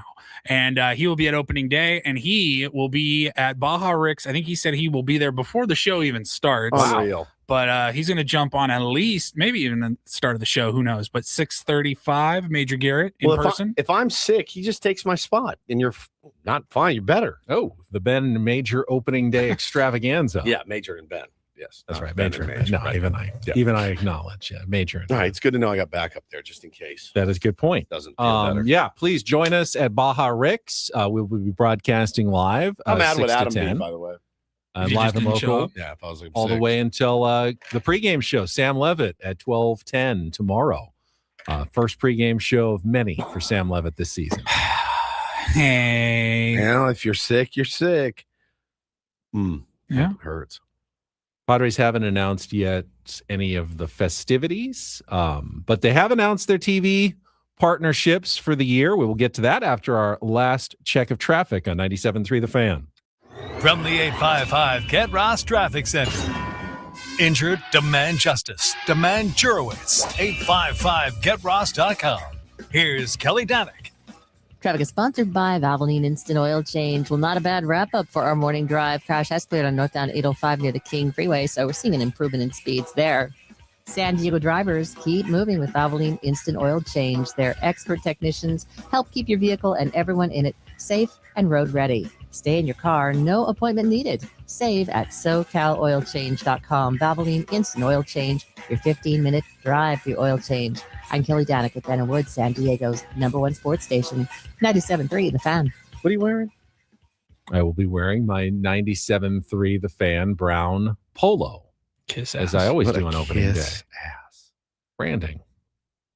They know there's banners everywhere. Good point. They know where we are. Maybe I'll dive into something else then. Who knows? Some Padres gear, perhaps. I do have Padres gear. Paul, you wearing a jersey? Probably. Rindle jersey or? Probably. Yeah. I have a lot of Woods I have so many jerseys. of them. I know. Me too. Probably won't wear my jersey. Why? Feel weird in a jersey. I do too. But for whatever reason, a baseball jersey at a baseball game doesn't feel as bad. I wouldn't wear it. Feel weird in it. If San Diego had an NBA team, I would feel weird wearing an NBA jersey to an NBA game. Because it's a tank top. Well, no, even if it's a shirt under it, people do it all the time. I would feel that would feel weird, but a baseball jersey buttoned up Tank or tops not, are the worst. it feels like it's Your okay. arm hair, like when you put your Just- arms up, just all Oh, there cool. exposed My to everybody. Skinny arms for everyone. Tank tops are the worst. Sorry. It's 80% of the reason I didn't play basketball. That and I wasn't very good, but I did not. They didn't start when I was growing up, Paulie. They didn't start wearing the t-shirts under, right? Till No. later. I was like, I can't wear this. And then went with the baggy t-shirts under Yeah, that like it's even hung down to your worse. elbow, Yes. and those look So stupid. I bad, wear dude. like when I play because we play in a gym that is Yeah. freezing Oh, during the really? winter months. Well, it gets stupid hot in the summer. It's Yep. like an airplane hangar, Alliant University. And Oh, then I in know the winter, Alliant. it gets super cold because it's also just a big metal Yeah. enclosure. And so like during the winter, you got the tights under your shorts, and I'll wear it's like the short sleeve compression shirt though. So Yeah. it goes over your shoulders and down your arms a little bit. The baggy, like the tall tees that guys would wear under their jerseys. I'm like, how do you even get your arms up to like shoot the ball? Will you wear just your compression shirt to the remote tomorrow? We should all wear our compression shirts. I don't think that's a good idea or necessary idea. Who's the guy? My guy? Dylan Brooks. We could all look like Dylan Brooks tucked into our jeans. Oh. Yeah, I'll probably rock the jersey. I'll probably go comfortable though. Right. Yeah. I don't even know what the weather is going to be like Hot. tomorrow. Is it going to be Hot. cold in the morning, hot in the morning? Probably a little cool in the morning. gonna be It's so hot. close to the coast, Yeah. but then it'll warm up quickly. Yeah, it will. All right, here we go. Padres announced 2026 regular season broadcast schedule. Why don't we start radio, since we are your radio outlet? All 162 regular season Padres games will air live on radio on 97.3 The Fan. We made it. FM and streamed on the Odyssey app in San Diego. Jesse Agler, Tony Gwynn Jr., along with Bob Scanlon for select games. The Padres Radio Network can be heard in several cities over the air outside of San Diego, including Temecula, California on 92.9, Palm Springs on 920 AM and 99.1 FM, and Las Vegas, Nevada. I did not know this. 98.5 The Fan, HD2 in Las Vegas. Nice. You can actually listen to games. Sam Levitt entering his 5th season covering the Padres returns as the host of the pre- and post-game shows. Meanwhile, on television, you will be able to watch the San Diego Padres on Padres.tv over your cable and satellite systems. Cox Cable. Got it. Channel 83. Yep. I believe that's where it was last year. True. Spectrum, which is what I have, channel 305 or 443. Not sure the difference, but that's the same as last year. DirecTV, channel 694-3, okay, which I also believe is the same as last year. And then AT&T Uverse, channel 781 or 1781. Those are your 4 cable and satellite outlets. Or you can, of course, subscribe to Padres.tv, stream it on all of your devices. On all of your devices on the MLB app. Does this, I don't see anything in here as I'm skimming through it. Other non-traditional methods, they're no deal with YouTube TV. No YouTube TV announced. No Fubo, I Roku's think, does give you Padres. Do they? It's not And mentioned here. I don't Oh, believe, wait. An additional streaming option is available on Fubo. Fubo, okay. Via the Padres TV. So your no Fubo. YouTube TV, no Hulu Live TV. Doesn't I think look those like are the big ones. Yeah. So very similar. And then, of course, you will have games that are on national outlets such as 3 straight games from May 7th to 9th against the St. Louis Cardinals And then on ESPN, Apple TV Plus, Friday Night Baseball, Fox, and I think that's about it for Padres games this season. Oh, NBC Peacock for games against the Dodgers on July 5th and August 9th against the Astros. Jeez. Saw an article by Adrien Morejon this morning that said it was basically this: if you are a fan of a Major League Baseball team, there's a decent chance you will need. He said 5 subscriptions, 10 networks. Welcome to trying to watch your team in 2026. He said just a decade ago, if you were a Yankee fan in New York, you needed a cable subscription to watch every regular season game and the playoffs. Now in 26, it could require navigating 10 networks, 5 or more subscriptions, and approaching $1,000 to see all the team's games if it goes deep into October. Good Lord. Wowzers.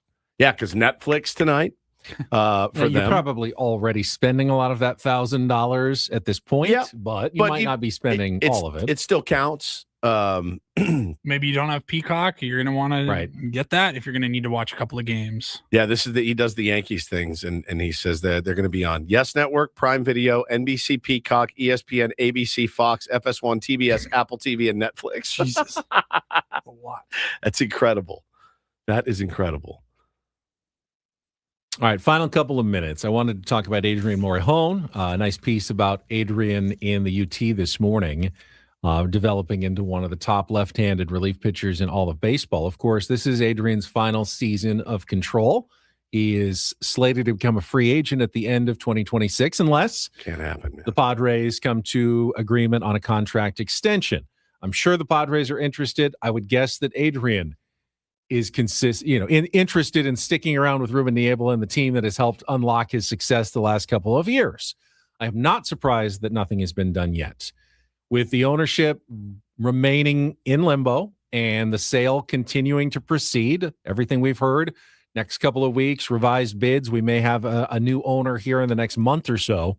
I would love for that to be the new ownership's first statement to the fans of San Diego. I think that's something that could be done quickly and simply by getting together, making a fair offer to Adrien Morejon and his side going, sounds good, let's get it done. I think that would be a great first step. Whoever the new owner is going to be, because you're not going to be able to do much in late April or early May or whenever this happens. I mean, you're probably not going to pull off a blockbuster trade that early in the season. Occasionally AJ Preller does, but that's unlikely. There's no giant free agents on the market to sign, but you could extend one of your own. And the one that would make the most sense as a statement like, hey, we are the new owners and we want you to believe in us, would be an Adrien Morejon contract extension sometime in the first half of the season once the ownership question is settled. Yeah, I could get behind that. I could get behind extending Michael King so we don't have to go through this every year with him. I know the contract is, it's an opt-out and opt-in, and Michael King would be another guy that I would like to see here for multiple more years. Nicky P would be another guy that I would like to see here for multiple years. I'm going to put it simply. What I would like to see from new ownership is AJ Preller getting to do less option deals. Like every contract he's had to sign has been like, all right, you're going to give us a break on the first year, but we'll give you the options. So that way, if you have a good year, then you're gone after one season. Right. I feel like so many of those moves have had to been made in the last couple of years due to budget constraints. Sure. And we'll find out about that next off season. Of course, there'll be a lockout, so we won't see it. Right. So really, if there is a lockout, we won't see anything from the new owners until maybe next February at the earliest. But the one thing they could do would be an extension for Adrien Morejon. Everybody else is pretty locked up. I mean, that you think you want to keep around to fairly long-term deals. My guess would be the one that makes, I think, all the sense in the world would be Adrien Morejon. Yeah. Easy one. I think so too. No brainer. I think so too. I don't think it's going to break you financially or anything like that. No. I mean, he's going to get a substantial raise. He's going to want. Adrian's going to want some security. That's a good question. What does that look like for a reliever like 3 years, $48 million? I just threw that number completely off the top of my head. Who are his comps? There aren't a lot of comps. 16 a year. I mean, he doesn't have save numbers, obviously, like a closer would, but he certainly has. It's a lot. stuff and ERA numbers and an all-star appearance last year and things that will drive up the price. Now, it's weird. He's been here since he was 16 years old, man. It would be hard to imagine him anywhere else. And I wonder, does he want to take the chance of going somewhere else as well? That's exactly right. Ruben helps him a lot and has, I agree. and will, as long as Ruben's And the here. Padres, you can say, hey, Major League Baseball is a business, and if a player isn't performing, teams are the first to say, so long, you know, let them go. But there was some loyalty shown by the Padres year in and year out with Adrien Morejon through a lot of ups and downs early in his career, through injuries, stuck with him. Now they invested a lot in him downs, early. let's be honest. Yeah, mostly downs. Yeah. They invested a lot in him, so they kept him around, but they showed faith. They kept working with him, and they finally unlocked him. I would think there might be some loyalty shown back to the Padres for that. Yeah, I mean, can we look around the room right now and just confidently say that we all at one point were ready to turn the page and move on from Adrien Morejon? Oh, yeah. Yeah. We all were. For sure. All right, Manny. Eno was the one that kept beating it into my head. No, this guy's going to be good. He's going to be good. Tanner Scott got 4 years, 72. So my 3-year 48 doesn't sound that off. He got it as a closer, though. Yes. No, he's not their closer now. Now they're paying. But they overpaid for him for what they wanted. They did. You know, I don't know that he'll get Tanner Scott money, but yeah, something along those lines, something close, maybe. Somewhere 15 to 20 per. Wow. Yeah. A lot of scratch, man. 16 per. He's good. I think I was kind of around. That number was what I threw out. And you have Jason Adam for one more, like this year and next year? This year and next year, I believe. I think so, yes. Yeah. He'll be somebody that you want to talk about an extension too, I think, right? If he bounces back from this injury. Seems that he has. You know, I know he's not going to. He's filthy. Not an arm injury. Right. Yeah, he's nasty. I'm excited. I'm excited for tomorrow. I'm excited to see all the tier ones out at Baja Ricks. I'm excited for the game to start and watch. You know, hey, man, I'm a baseball fan. I'm excited to watch Tarek Skubal pitch. And I'm excited to watch Kevin McGonigal. And I'm excited to watch, all Nicky P. All of it. Baseball's back. Make sure you get a good food base going. Yeah. You know, as soon as they fire up the kitchen at Baja Ricks, order some chips and guac, order some. Me? No, everyone. Oh, fajitas. Yeah. Get some fajitas. Some fajitas in you. And that'll help sop up a little bit of the other things. Are we doing our bit? You think they'll bring it out again? I don't think so. You don't think so? I don't know. There was a lot of talk about the big lobster platter last year. I'm okay going a little smaller. I'll go smaller. Like we could probably do them a favor because a lot of that goes uneaten. Yeah, exactly. I don't need a giant lot. But if there's like a couple, you bring it to me. Remember the first chicken year breasts, there's some steaks. Remember the first year we couldn't get a piece of lobster because of Fun Boy over here. Sorry. I wanted it that year. I wanted to experience it. Was that your Portly days or was that good? No, I think I was just enjoying myself on opening day. I mean, like an orgy of lobster. Is this our third opening day at Baja Ricks? Yeah, third in a row. Day. Yeah. That's right. And then Friday's our 8-year anniversary. Woo. I feel like lobster is not the worst in terms of like it's protein, you know. Yeah, but when you slather it in your butter, which I watched, we all watched you do. The butter's good.